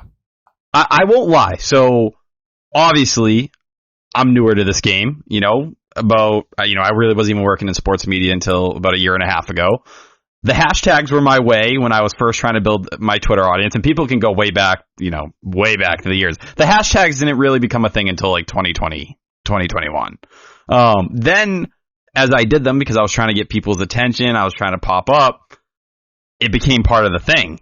And then when I started tweeting without it, people would be like, oh, where is it? Where is it? And I'm like, is this part of the brand now? Is this just what it's is? It's not part of the brand. It's got to go. It's got to go. Jared, you look sick. You look legit sick. The only one that I can get behind is the one that makes like the Red Sox logo pop Dirty up. water. Like, yeah, but like, which is a bad hashtag. Yeah, I hate that one more than the Red Sox one. Yeah, but it does serve a purpose where like it gives you a visual of the Red Sox logo. Don't care. Which might be eye catching to some people scrolling by. I just see someone right now. By the way, Tyler, I'm just going to give you a little positive note. I think your tweets look fantastic, but I am the person, at least on this podcast, you should be listening to about Twitter. So take that with a grain of salt. Literally, I've brought this up a bunch of times. When Pat Light got traded to the Twins, my whole blog was just sewering him for his fucking hashtags. But that was on Instagram, to be fair. Oh, that's even worse. Yeah. But that's a time where people were saying that you're supposed to hashtag things on Instagram in order to be seen. That was the whole thing. That's why I'm a TikTok person. But I also see someone in particular that is following Tyler Milliken right now that we talked about pre-show, Jared. What? On Instagram? No, wow. On TikTok or Twitter. I'm a dog. What can I say? Jesus. Let's go. You got that dog in him. Damn, dude. But I'm willing to take the feedback. I want to hear what's working and what's not working. So when you guys, Pete, do you feel the same way? Pat, you seem indifferent. You're willing to accept about hashtags? Yeah. Yeah, I'm more. I definitely lean towards like keep it simple. And the only like hashtags that I do find helpful are the ones that bring up like the visual element that helps like bring out like what the tweet is about immediately. Also, okay. Tyler, to add to my point, I'm just saying that your tweets don't look visually displeasing to me. I'm not turned off because he's a fucking idiot that uses them. But like, even though he doesn't use them, his brain wants to use them. So yeah, see, Jared just when Pat uses hashtags in real life. Pat's like a recovering drug addict, and if you show him heroin, then it's like, well, it doesn't look so bad. It's like, yeah, because you used to do heroin. Like, it's still bad. So, guys, Tyler, the only positive person on this fucking chat. Again, it's not visually displeasing, but I don't use hashtags on Twitter. I just don't think they're that anymore. Valuable. I didn't use them back then. You got me on Instagram. Look at your own blog there, Jared. Read your own things. I know that I came at you for Instagram specifically. Yes, exactly. So why don't you? But I feel like you probably didn't have a strong Twitter presence then. You I didn't were have an a strong Instagram presence either. Yeah, well, I know. All right, but back to the original point. The Reddit wanted to know about liking the own tweets. Yeah, see, I don't mind. The other one doesn't hurt me as bad. This one hurt me a little bit. I'm not gonna lie. So the hashtags or the liking your own tweets? Oh no, I feel like the hashtag that's stupidity. I feel like the like is cringy. Why do you like your own tweets? It started a couple years ago when you were trying to boost, like, my tweets back in the day were getting like between 5 to 10 likes maybe on a good day. So trying to boost that engagement, that was my way of going about it. I feel like if Twitter probably is smart enough to know that you're trying to game the algorithm. Yeah. I don't think there is an algorithm. It's just like if you're on Twitter and you have it in chronological order, then you see it or you don't. And you've doubled your Twitter following this year. So less don't like your own tweets. I think it doesn't do anything. I think you gotta have more confidence in your content speaking for itself rather than trying to like tap into an algorithm to get seen more. There is no algorithm. It's literally Twitter is if you're following someone and you're on Twitter and you look at your timeline and Tyler tweets, there it is. Like there's especially for the live sport watching Twitter. Like they're on Twitter during the game because they're watching the game and then they want to see people react to the game. So they're going to see it. Like you liking your tweet is not going to create or hold back any engagement, I would imagine. The only thing that might help is like, for the hashtags, like, I don't know, like because they sort it into categories sometimes on Twitter, like they'll do like, oh, like Red Sox stuff. And then they'll have like a feed of commentary on Red Sox games. Like maybe they'll find your tweet through a hashtag that way. But I mean, the chances of that happening is like, it's probably not even worth it, but it's definitely not worth liking your own tweets. Yeah. I'm living like I still don't have anyone paying attention to what I have to say, and I Got a think lot of that's people why paying attention now, Tyler. Yeah. You're on the most gotta put downloaded yourself Red on a Sox pedestal, podcast in Tyler. the fucking world, dude.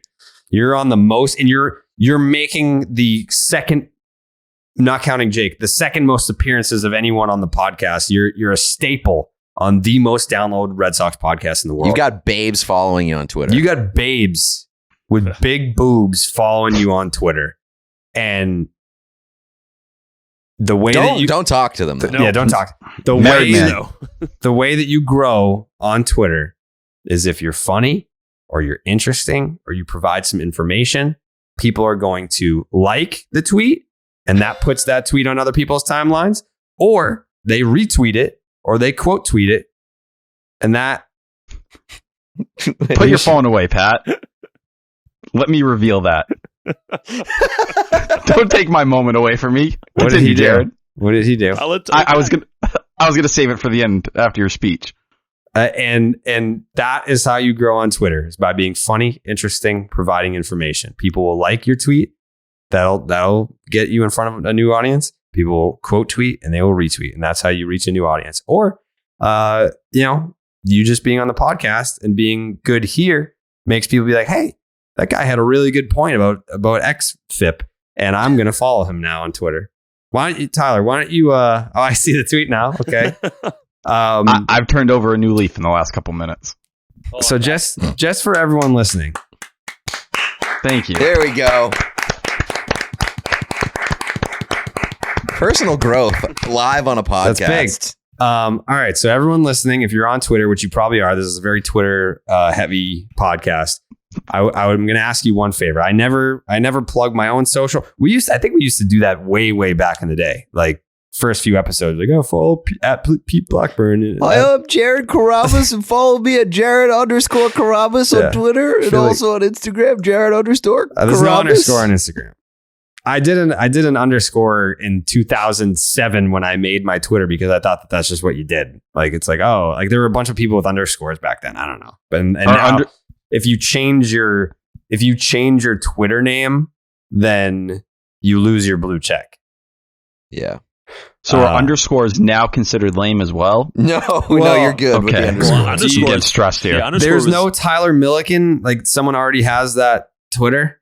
Unfortunately. Okay, so follow at Tyler Milliken _ on Twitter. That is MIL. Is there two L's? MILIKEN. Yep. 2 L's. There's not two L's. There's 2 L's. MILLIKEN.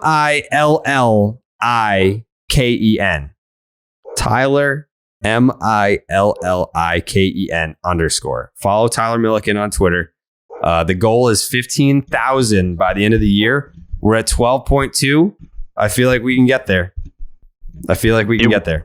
It would be a beautiful thing. I don't miss a game. You will see me crying or getting suspended for threatening my life or other lives on there. I will say, since my suspension, I do feel like I don't get the same amount of interactions as I was getting before. I feel like Twitter hates me a little bit. A little bit. I used to I was popping like a couple thousand likes on tweets at least a couple times a day. Doesn't happen as much anymore.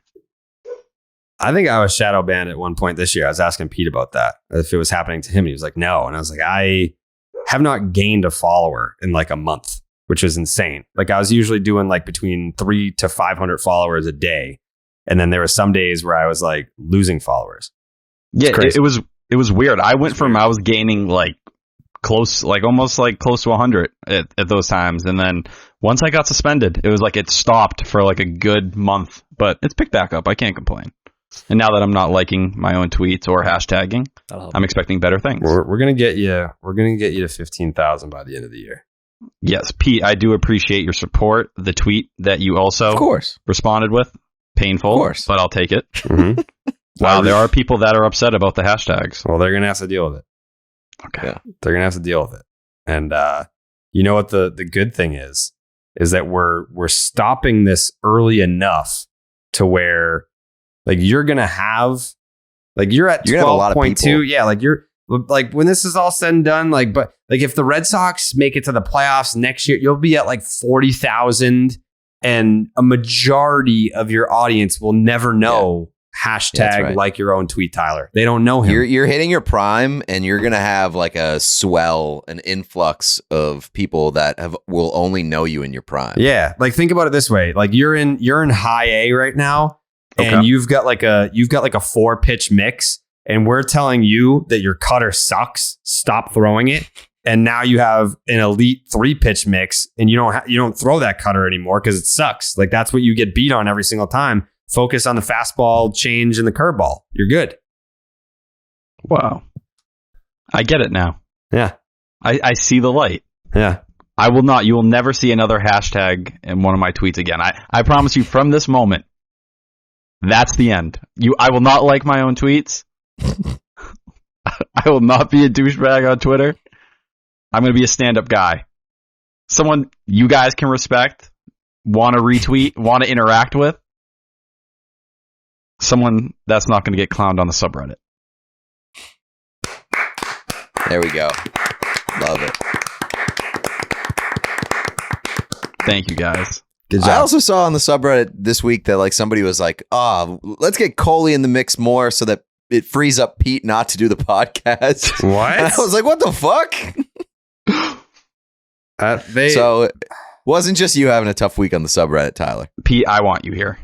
Thank you. I Appreciate went on the Reddit once with the subreddit, whatever the fuck they call it. I don't look at Reddit, but I went on whatever it's called, and I saw there's a section 10 one, so I was like, oh, let's just click on this. And this is when I wasn't showing up ever, and it was not very positive. Let me tell you. I'll tell you, I'm not a big Reddit guy, but I did stop by this week, and I obviously had a lot of takeaways from it.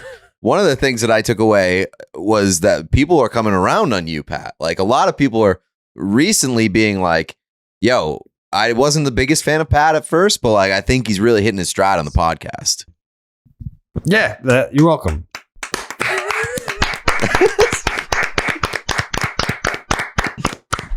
That's You're great. welcome. That's great. I'm very, very pleased to have come around. Anything in specific that people are like that I should double down on? So no, I think they just like the dynamic that you bring. I'll tell you what it is, Pat. Okay, let's hear it. And this is all credit to me. You're no longer the butt end of the joke. We don't make fun of you anymore like that. I feel like we beat that into the ground. We're moving on. Mm-hmm. And I'm putting you in a position like tonight. Like, hey, tell us some of these interesting stories and factoids about inside the Red Sox organization. And that's where you flourish. That's your bread and butter is being able to, provide that knowledge that we're not going to get that from anyone else here. None of us played in the big leagues. So it's really putting you in a position to succeed. So I'll take a standing ovation as well. I'm going to need you to start putting me in a position to succeed because I'm getting pushed out on the subreddit, apparently. I mean, listen, performance review. Best ability is availability. And you said after hockey season that you were going to never miss an episode, and you've missed every episode. I've not missed every episode. I missed 2 in a row. Can we talk about that real quick? I'd like to double down on that. Yeah, because there was a statement, a Twitter tweet. That's how that first stated. There was a tweet that by the way, out. He called you Pete Blackburn when addressing this on the last episode. This was not Pete B. It was serious. It was quite serious. This was not Pete B. I don't know if I know. This was Pete Blackburn. He put out a tweet that said, what will be there will be more of, or whatever it is. It was Pete go to more games or me show up to more shows. Mm-hmm. I have showed up to significantly more shows than shows that Peter Blackburn has shown up to. And Peter, he jumped to Peter. I mean, you're not wrong. I will be accountable. Listen, but there's a lot of season left. That's true. But I want to real quick. I also do want to point out though that like it's kind of unfair because like you're also in your sober month. What else do you have going on? Well, theoretically, I went sober 2 weeks. That was okay. So all right, it was only 2 weeks. I can't believe that one didn't last. I never said it'd be a month. I said I was away for 2 weeks. I was away from what I needed to do so I can drink again. But I'm back. All right. Yeah, but listen, credit to Pete for being accountable. Mm-hmm. I don't like that. That seemed like it was the most resistant clapping. Listen, It doesn't seem like anybody really wanted to clap there. I Just clapped. following Pat L's immediately. lead. That's all I'm going to say. We all clapped. I'm following the I'm hashtag catching tweet. the vibes that you guys are putting out right now, and I don't like it. That's all I'm going to say. Hey, I'm happy when you're here, Pete. I'm letting you Thank know you. why that people are sad. I mean, put it this way: Listen, if you sucked, people wouldn't care that you weren't here. So they're mad that you're not here because they want you to be here because they like you. That is, I can attest to that, because when I went back on in May, people preferred me to not come on the podcast because like I would tweet out, be like, coming on that Carrabis pod tonight. People were like in my response, please no, go out, go to the bar, don't do that. Yeah, Pat, comeback player of the year. Yeah, I mean, from what I saw this week, a lot of people on board. Good. Yeah, Happy to hear that. yeah. Shout out to the People are. subreddit. Yeah, eventually. I mean, we haven't quite nailed down or perfected the merch game here at DK yet. We're gonna be working on that. That's one we've made, like a list of things like we need to be better at moving forward for next season. Merch is one of them, albeit this was probably a good year to not have our shit together from a merch perspective, because like who the fuck, like what merch would have came out of this season if we had a well-oiled machine going in that regard. But I mean, I'm calling it right now. I think next year, if it's not our top seller, one of our top sellers is going to be a Big Sam Sushi t-shirt. There is a guy that followed me on Twitter. He's a UFC guy. I don't remember the guy's name. He's got like 93,000 on Instagram, which is a pretty good amount for Instagram. Mhm. And he owns a sushi restaurant called Sam's. I swear this is a thing that happened. I couldn't believe it when the guy followed me. I didn't know who he was, but I saw the check marks. So I was like, all right, maybe this is someone I should know about. Mhm. So I looked at it. I'm going to tell you the guy's name right now because Instagram lets me do this. Okay. Sal Almeida. Okay. And he owns Sam's Sushi Restaurant. I don't know if he owns it. I assume he does. He tagged it in his bio. Sam's Sushi, Art and Music. Are you going to sue him? Is that where this is going? No, I just thought it was interesting that someone followed me like from the area, and I was curious if he followed me because he heard us talking about Big Sam Sushi, thinking that I actually own a restaurant called Big Sam Sushi. And you know, I don't know. I haven't spoken to the gentleman, but I just thought it was interesting. Fun little factoid. Yeah, we're going to put out Big Sam Sushi t-shirts. People want them. Yeah, I Need it. That'd be a good seller. Yeah, people want them. It's a way to show support for Pat. Whatever proceeds, I'll cut a check right to Pat for all that. Listen, love that. If you really love Pat on this show and you want to show your support for Pat, even though he makes $20 million goddamn dollars a year, we'll put Big Sam Sushi t-shirts on the store, and you'll be able to support it. And then we'll just put a t-shirt out of Milliken's face and it just says "fuck" hashtags on it. You want to support Please. Tyler? You can do that as well. It's a movement.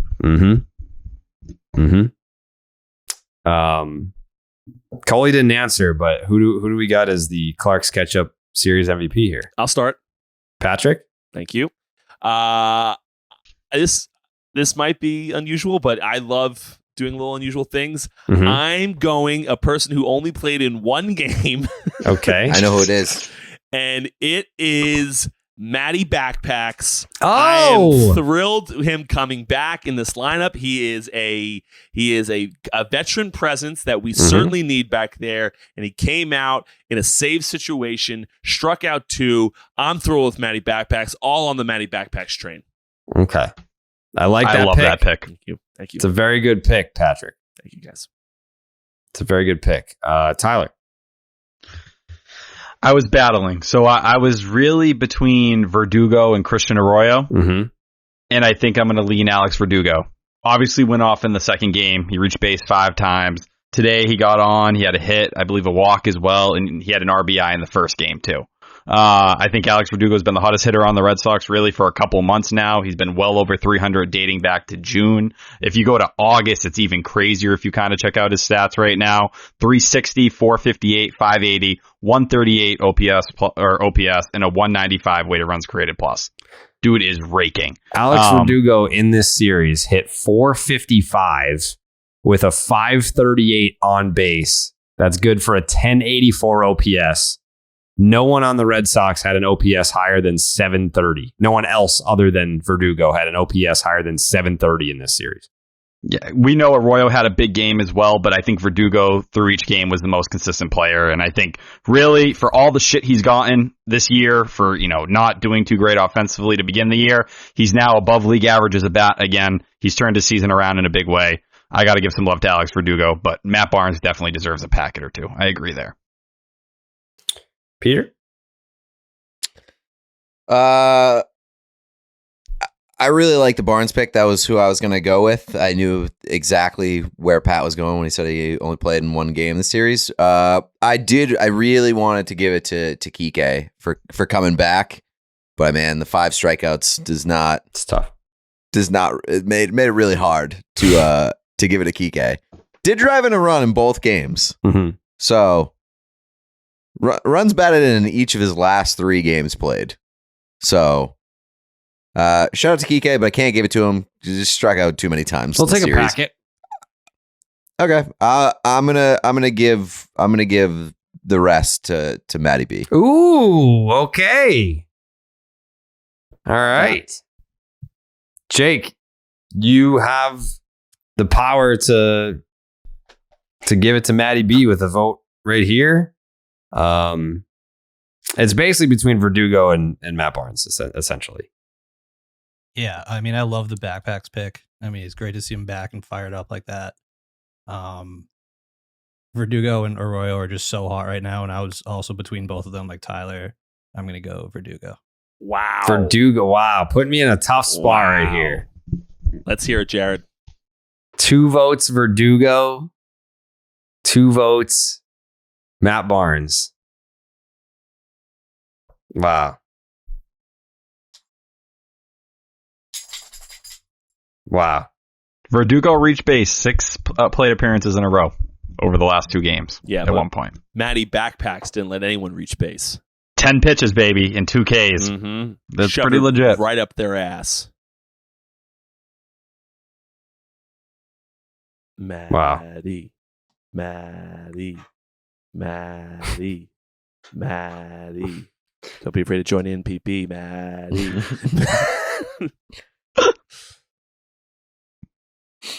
I'm trying not to swing the vote here. I think there's enough in the performance. I'm going to let the performance speak for itself. I mean, Verdugo hit 455 in this series. He got on base at a 538 clip.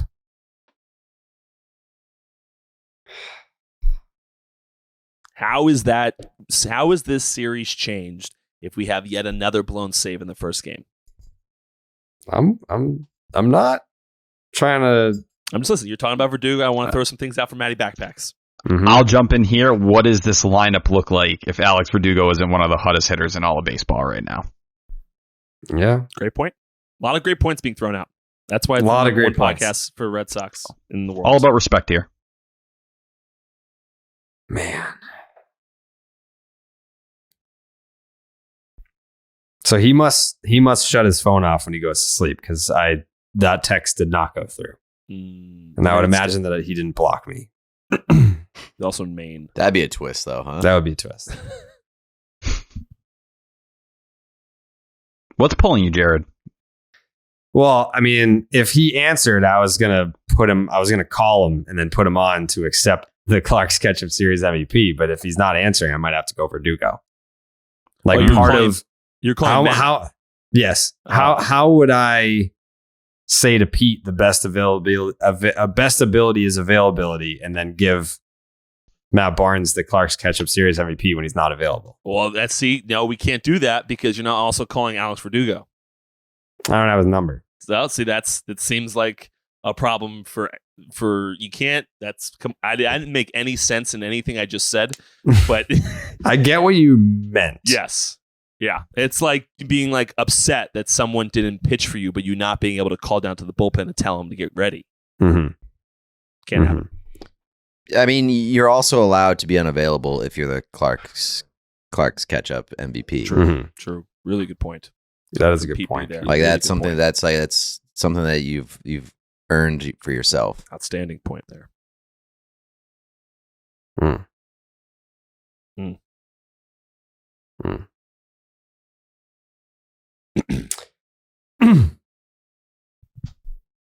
The Clark's Ketchup Series MVP is Alex Verdugo.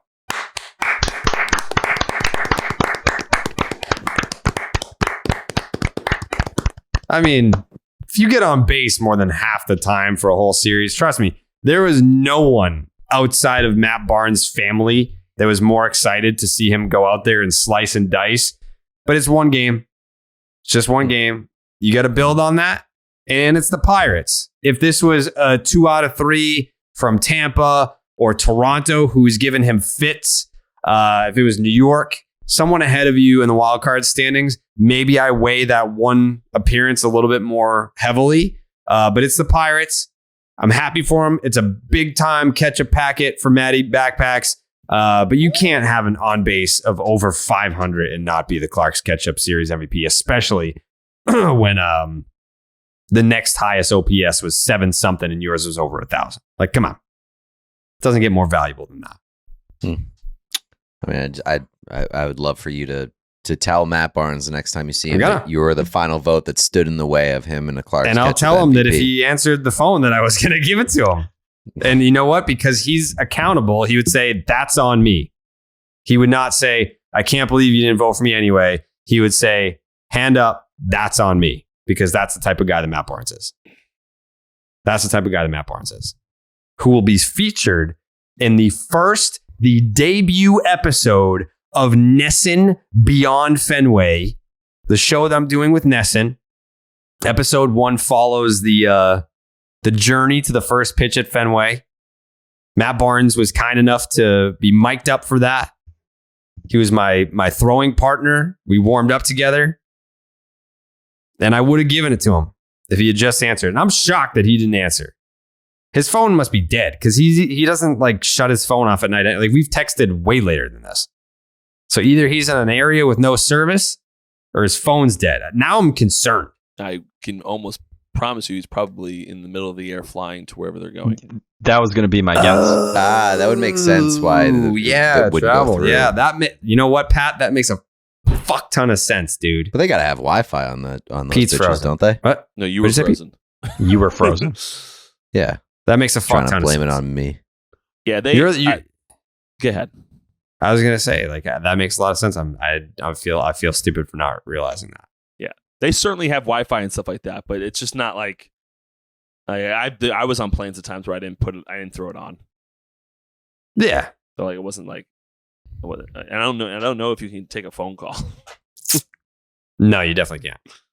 But the text should have went through unless they're like landing or something. I mean, it shouldn't have been that short. It shouldn't have been that long of a flight from Pittsburgh to Baltimore. It just might have been bad timing, Jared. Yeah, it's bad. They're in the air. They're in the air. That's what it is. Well, very cool. Very cool that Matty Barnes lost out on Clark's Ketchup MVP because Jared was too dumb to realize that phones don't work in the air. I mean, hey, not my fault. Phones do work in the air. Sometimes. Yeah. Sometimes they don't. Sometimes they don't. No, he's just on his way rushing to Baltimore or to Boston.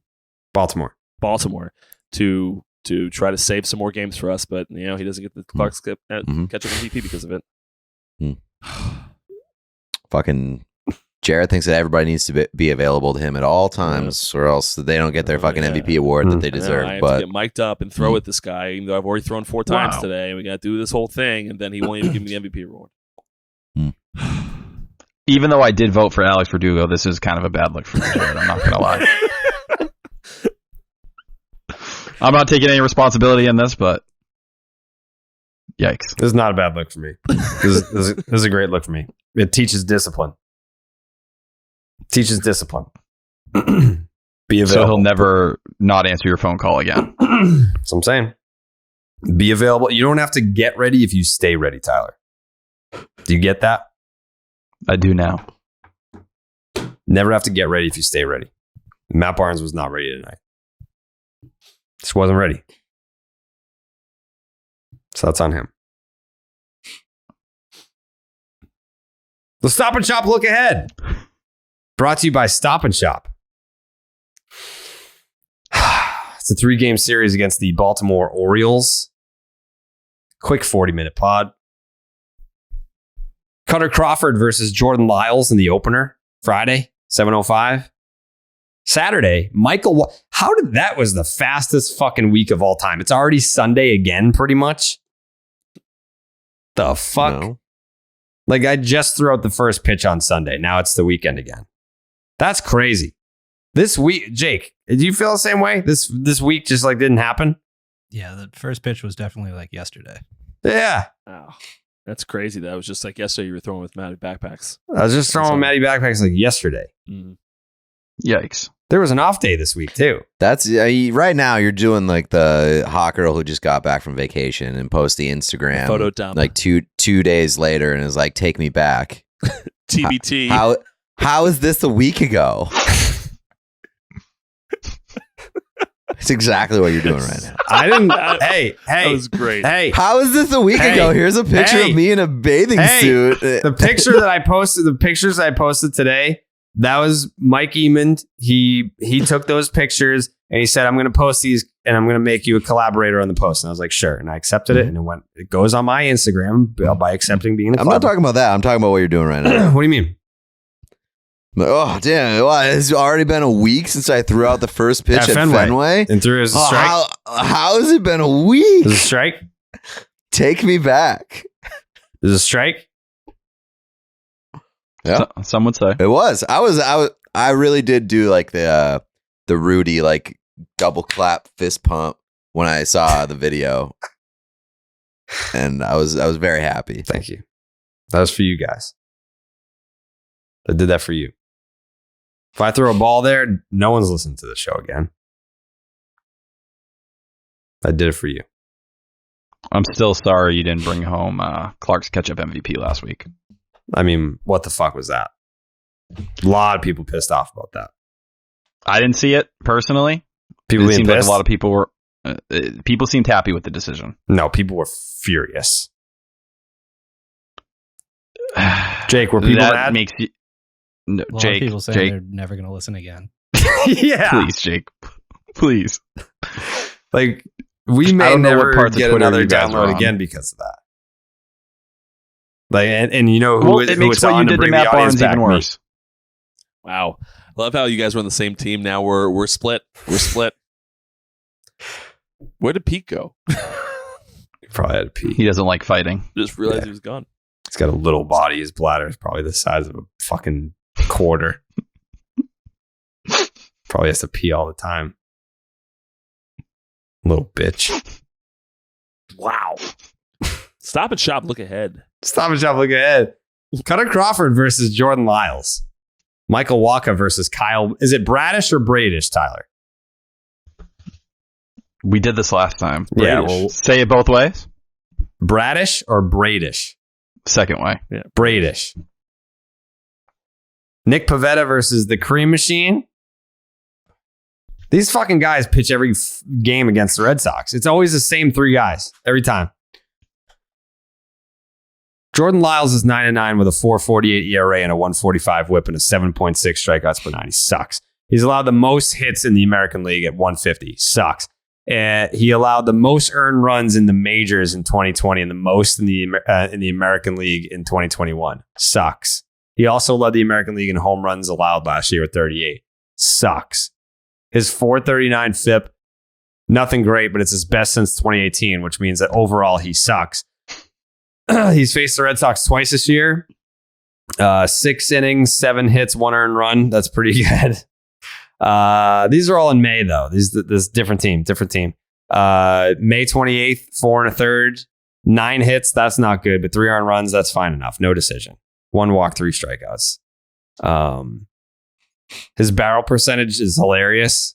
5th percentile and 11%, 1.9% higher than his previous career high. 537 slugging against his four seam, which sucks. The Orioles are 11-13 when he starts. Red Sox hitters 300 batting average, 363 on base, and 817 OPS. 5 doubles, 4 homers. Hosmer has 2 of those homers. Pham and Story have the other homers. Devers has 2 doubles.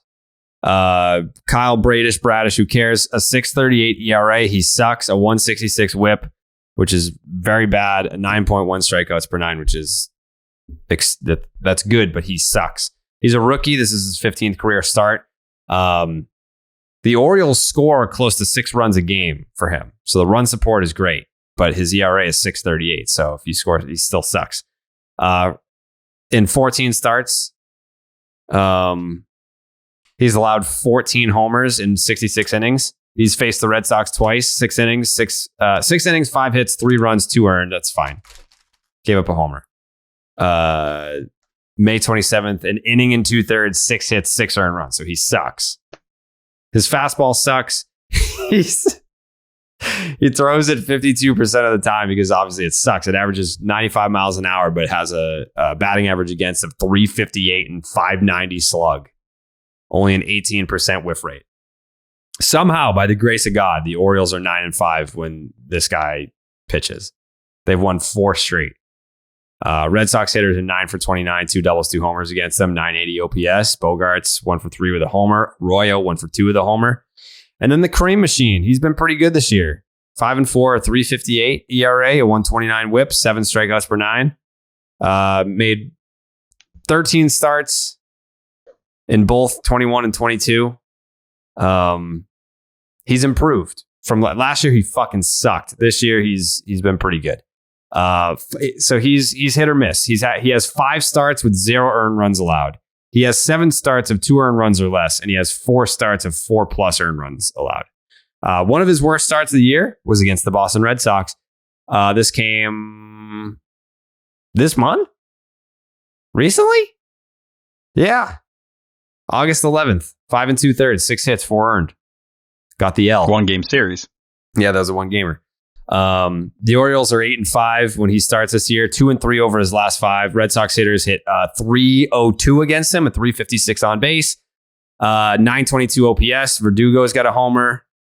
No, Devers has a homer. Verdugo has 2 doubles against him. And that is your Stop and Shop look ahead. Prediction time. I'm going to go with Pete B first. Wait. Important thing. What? The last game of this series will be in Williamsport. Correct. Yeah, it's the Little League game on Sunday, which is that is a 7:00 game on ESPN. Correct. That's technically Sunday Night Baseball. Yeah, I think so. Back-to-back Sunday Night Baseballs. That'll be Did you fun. know that Jared threw out the first pitch I last threw out the week's Sunday first Night pitch baseball game? Sunday Night Baseball against the Yankees last week. Red Sox, Yankees, Sunday Night Baseball, Fenway Park, threw out the first pitch. It was a strike. The Red Sox won that game. It was a shutout. Shutout. Pete, prediction? Red Sox sweep. The Orioles are a trash organization, and it's going to be a big win on Sunday because the Red Sox are a Little League team, and Little League World Series game is right in their wheelhouse. A lot of strong takes there. Big sweep for the boys this weekend. I don't know what the fuck we're going to do for the podcast because I'm going to Coley's on Sunday. So I'm going to am I going to have to I'm going with my family to Coley's on Sunday. The game is at 7. Oh, Matt Barnes answered. He landed. Oh, God. This What do feels we too do? late. This feels too late. We're still recording. Potentially. Do I ask him? What are you I think asking? you do. I'm going to be like, hey, do you have a second for a 2-minute phone call on the podcast? Because I want you to accept. That's the only reason why I didn't vote for him is because he didn't answer. I'd like Alex Verdugo to join him on this call. We need equal representation here. All right, I'm going to defer to Jake. Jake, am I allowed to resubmit my vote because he answered before the end of the show? I mean, it's tough to revoke post clap, but That's true. But the reason put your foot down, Jake. You said It's still the no same was episode. It's because not of- a new episode. Same episode, and the reason you said no was because he wasn't available, which he now is. So He now is. In my experience, it's hard to reverse the clap. Good one, Pete. Thanks, Tyler.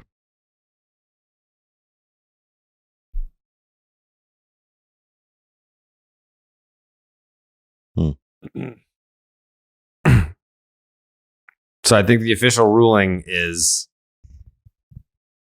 Well, what is the official ruling, Jake? I Are you think if- allowing? I think if he wants to get on the phone, that's allowed. High energy response from Jake. A lot of passion behind that answer. I think if he wants to get on the phone, sure. So is simply getting on the call an automatic win? No. He's gonna have to sell himself to us. Oh, he's certainly Yeah, I gonna like do that idea. He's certainly not going to do that. Give him a chance, Pat. I know exactly how this conversation is going to go. I've known this guy for a decade. Just get him on the phone and then say, player A did this and player B did this. Who deserves the Series MVP award? Not naming any names. Not even names. But we're going to announce your statistics, and then we're going to announce another random statistic. It could be anybody, though. It could be anybody. While we're waiting, should we continue the predictions? Yeah, Peter said sweep. Mhm. Tyler, your prediction. So I was a little conflicted, I'm not going to lie. But I think Alex Cora talking after the game, saying really this is where they think their season will be determined with these upcoming series. You got Baltimore, Toronto, and Tampa. I think the Red Sox are, it wasn't a perfect series against Pittsburgh. I know we were a little hard to start the podcast, but you did take 2 out of 3. I think there's some momentum there. I don't hate the pitching matchups in this series, and the fact that you got to rest your bullpen going into it. I'm going to go Red Sox 2 out of 3. Wow. It won't be perfect. There'll be a bump, but I think they're taking another series against an AL East team. Okay. And Yes. Matt Strom's back. You got the bridge back in the middle of your bullpen. Massive. All right, we got 2 out of 3. We got a sweep. Patrick, what do you got? I'm torn as well, but I am going to be a realistic Ralph, and I am going to say What is up with the fucking what's that? Alliteration? I don't know what it's called. It is Acronym. It's not it's an it's alliteration. It's alliteration. It's alliteration. It is alliteration. I like them, so I'm going to be a realistic Ralph, and I'm going to say 2 out of 3. Remember when you? Why did you? What did you say? Positive Paul when your name is Pat? Yeah, but everyone knows it is positive Paul. Yeah, but your name's Pat though. You could say positive Pat. I understand that, but then it's not really an alliteration. Now it's just me saying I'm positive. It's still alliteration. It doesn't make it any less alliteration because it's your real name. It does. It actually does. It if you look it up in old Webster's, can't be the same name. So anywho, moving on. I'm going to be a realistic Ralph here, although I want to be a very positive Paul. I'm going to be a realistic Ralph and say that I love what we're doing as a team, but we're going to go 2 out of 3. We're not going to go the sweep because it just doesn't seem like this team can put together a perfect series to take it home. But so I'm going to go 2 out of 3. We're going to fuck up one of these games though. Sounds like a pessimistic Pat to me. Yeah. So we're going to win the series. It's only you guys that we win a series. I mean, and come on here and start talking how this team sucks. Put it this way. I went through it again. Let me just. Jordan Lyles sucks. Kyle Bradish is even worse. And the Cream Machine is having a great year, but he sucks. But he's playing a Little League team against in a Little League game. I like this line of thinking, but wouldn't we have said this but much worse about the Pirates? And we just took 2 out of 3 from them. I mean, yeah, but you had fucking Josh Winkowski was pitching one of these games. Like you're basically throwing the best three that you got. Like Walker's coming off 7 shut. Nick Pivetta pitched really well his last time out, and then Cutter Crawford's been arguably your fucking best pitcher in the second half. I just feel like in classic 2022 Red Sox form, the bullpen, which has been good lately, they've been doing their damn job. It's only a matter of time before it leaks. And this lineup, be better. As JD Martinez said, we're underperforming. Figure it out. But JD Martinez usually slugs against the Orioles, so maybe that changes. And Sniffly Julio loves Camden. Typically speaking, elite teams sweep other teams. We are not an elite ball club this year, so you just have to assume that something's going to go awry at some part in the series, and we're going to lose a game. I love that we started this episode with Pat being like, I'm not going to spend the next 2 hours being negative. This is a very positive take. Agreed. I disagree. Mine's way more positive. Yours is more positive, but you're also more delusional. This team is just how this team has been. This is how they put it. I'm very happy with the 2 out of 3. And when we come on this podcast on Sunday night, possibly, depending on Jared's travel plans, I will be positive with the 2 out of 3 series with another AL East club. Very positive. So, is this you telling us, Jared, you're going with the sweep? Because I've yet to hear any conviction for the pick. He didn't have much conviction in the Clark's Ketchup MVP either. That's true. He's fucking walking a line today. Yeah. Waffling Wally over here. I can't wait to read the subreddit tomorrow. Ugh. Yikes. They're going to be all over. If the subreddit tomorrow is not, this fucking guy can't make up his mind. I want to. Oh no! Yeah, I want to see like a headline that says "Topsy Turvy Jared." Topsy Turvy. No one knows what the fuck he's gonna say. He sits there and he stalls and hoping Matty Backpacks accepts a phone call. I mean, I voted filibuster Fred over here. Filibuster Fred. Well done, PP. We're waiting, Jared.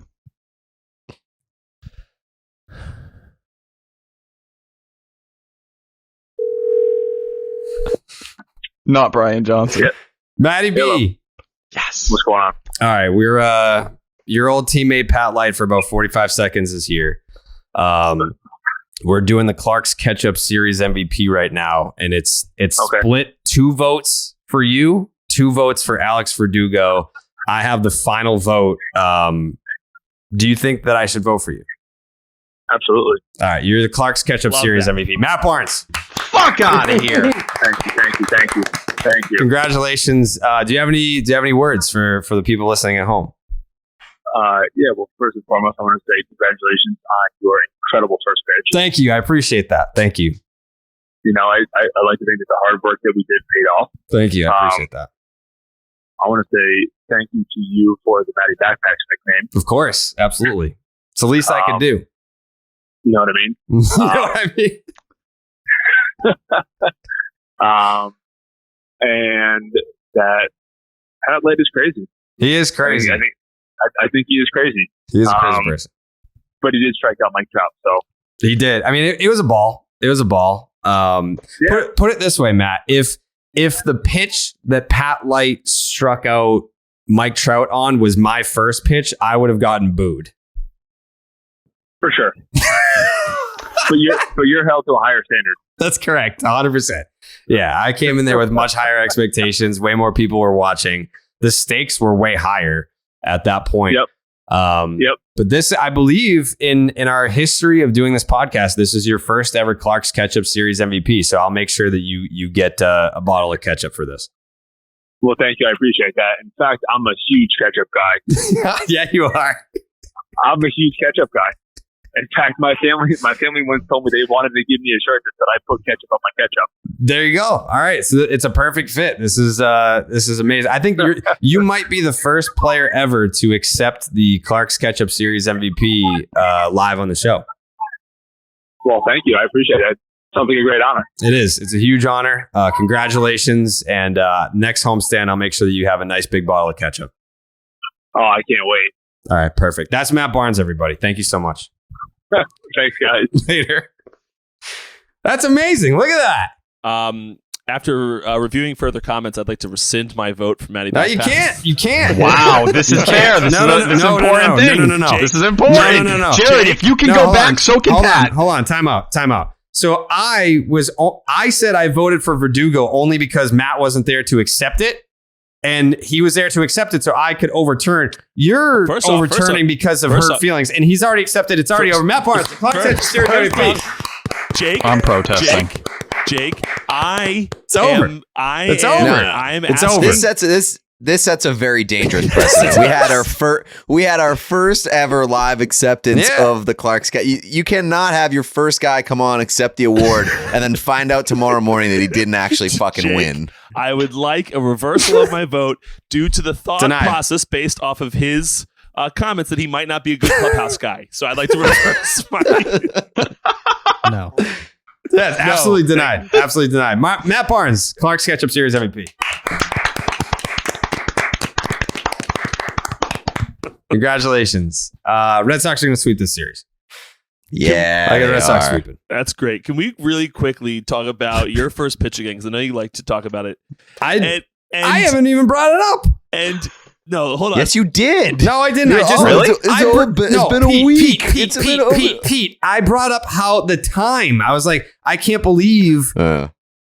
Also, Jake, hold on. What I said was, I can't believe it's already Sunday again. And then you said, oh, yeah, the first pitch. Yeah. I didn't bring it up. I can't believe it's already my friend's birthday. So let me post a picture where I look amazing and she looks like a bag of shit. That is exactly what you did. I don't do that. I don't do that stuff. First of all, I don't post about anybody's birthday. Right, because it's always about you. Right. Well, if it was about me, then I would I would use someone's birthday as an excuse to post a picture of me that I think looks good. That's exactly what I just said. Yeah, but I don't do that. What the hell was that? My dog is not caring for whatever's happening right now. Right. Big Alex Verdugo guy. Speak. He doesn't think Matty Backpacks is a good clubhouse guy now. That's terrible. All right. Well, what? All right. Preach. All right. Anything else to say, Pete? You got it? Oh, okay. She does. I think she's saying like Matty Backpacks, Clark's Ketchup Series MVP. No. Sweep? Yeah? Yeah, what's the prediction? Yes or no? Sweet. Right, That's sweet. Sweet. All right. So that's 3 sweeps and 2 out of 3s. Did Jake go? No. Oh. Jake, what's the prediction over there? I was going to say 2 out of 3, but the Orioles starters just are so fucking bad. So yeah, I'm going to go sweep. This feels like one. It just feels like a sweep. Someone actually brought up the suggestion that we should keep track of our predictions so that at the end of the year, there should be like a prize for whoever's has the most points for being correct. Because right now we're just predicting into the wind and we're never held accountable for who's right and who's wrong. Mm-hmm. And there's some weeks where Pat's like, yeah, like I had that one. And it's like, you probably didn't even say that. Wow. Wow. I mean, I don't hate accountability. It does seem a little bit late in the game to. Yeah, I'm not saying now, but I mean, maybe we start now. If we start now, but the championship is awarded at the end of next year, then I don't hate that. I don't want to bring any vibes from this year into next year. Yeah, that's true. Yeah. What do they say? No carryover. Let sleeping dogs lie. Mm-hmm. Yeah. That's it. Yeah, that's it. That's a very powerful phrase from the Native Americans. Might have to cut that. Well, why? I don't know. Anyone gets offended nowadays. I mean, it could be a Native American phrase. It could be. Yeah. Let's check it out. Yeah. Why don't you research that? We're about to find out if Pat's going to get canceled live. Right. I mean, we were going to get someone on this fucking podcast at some point. I just didn't see it being Matty B.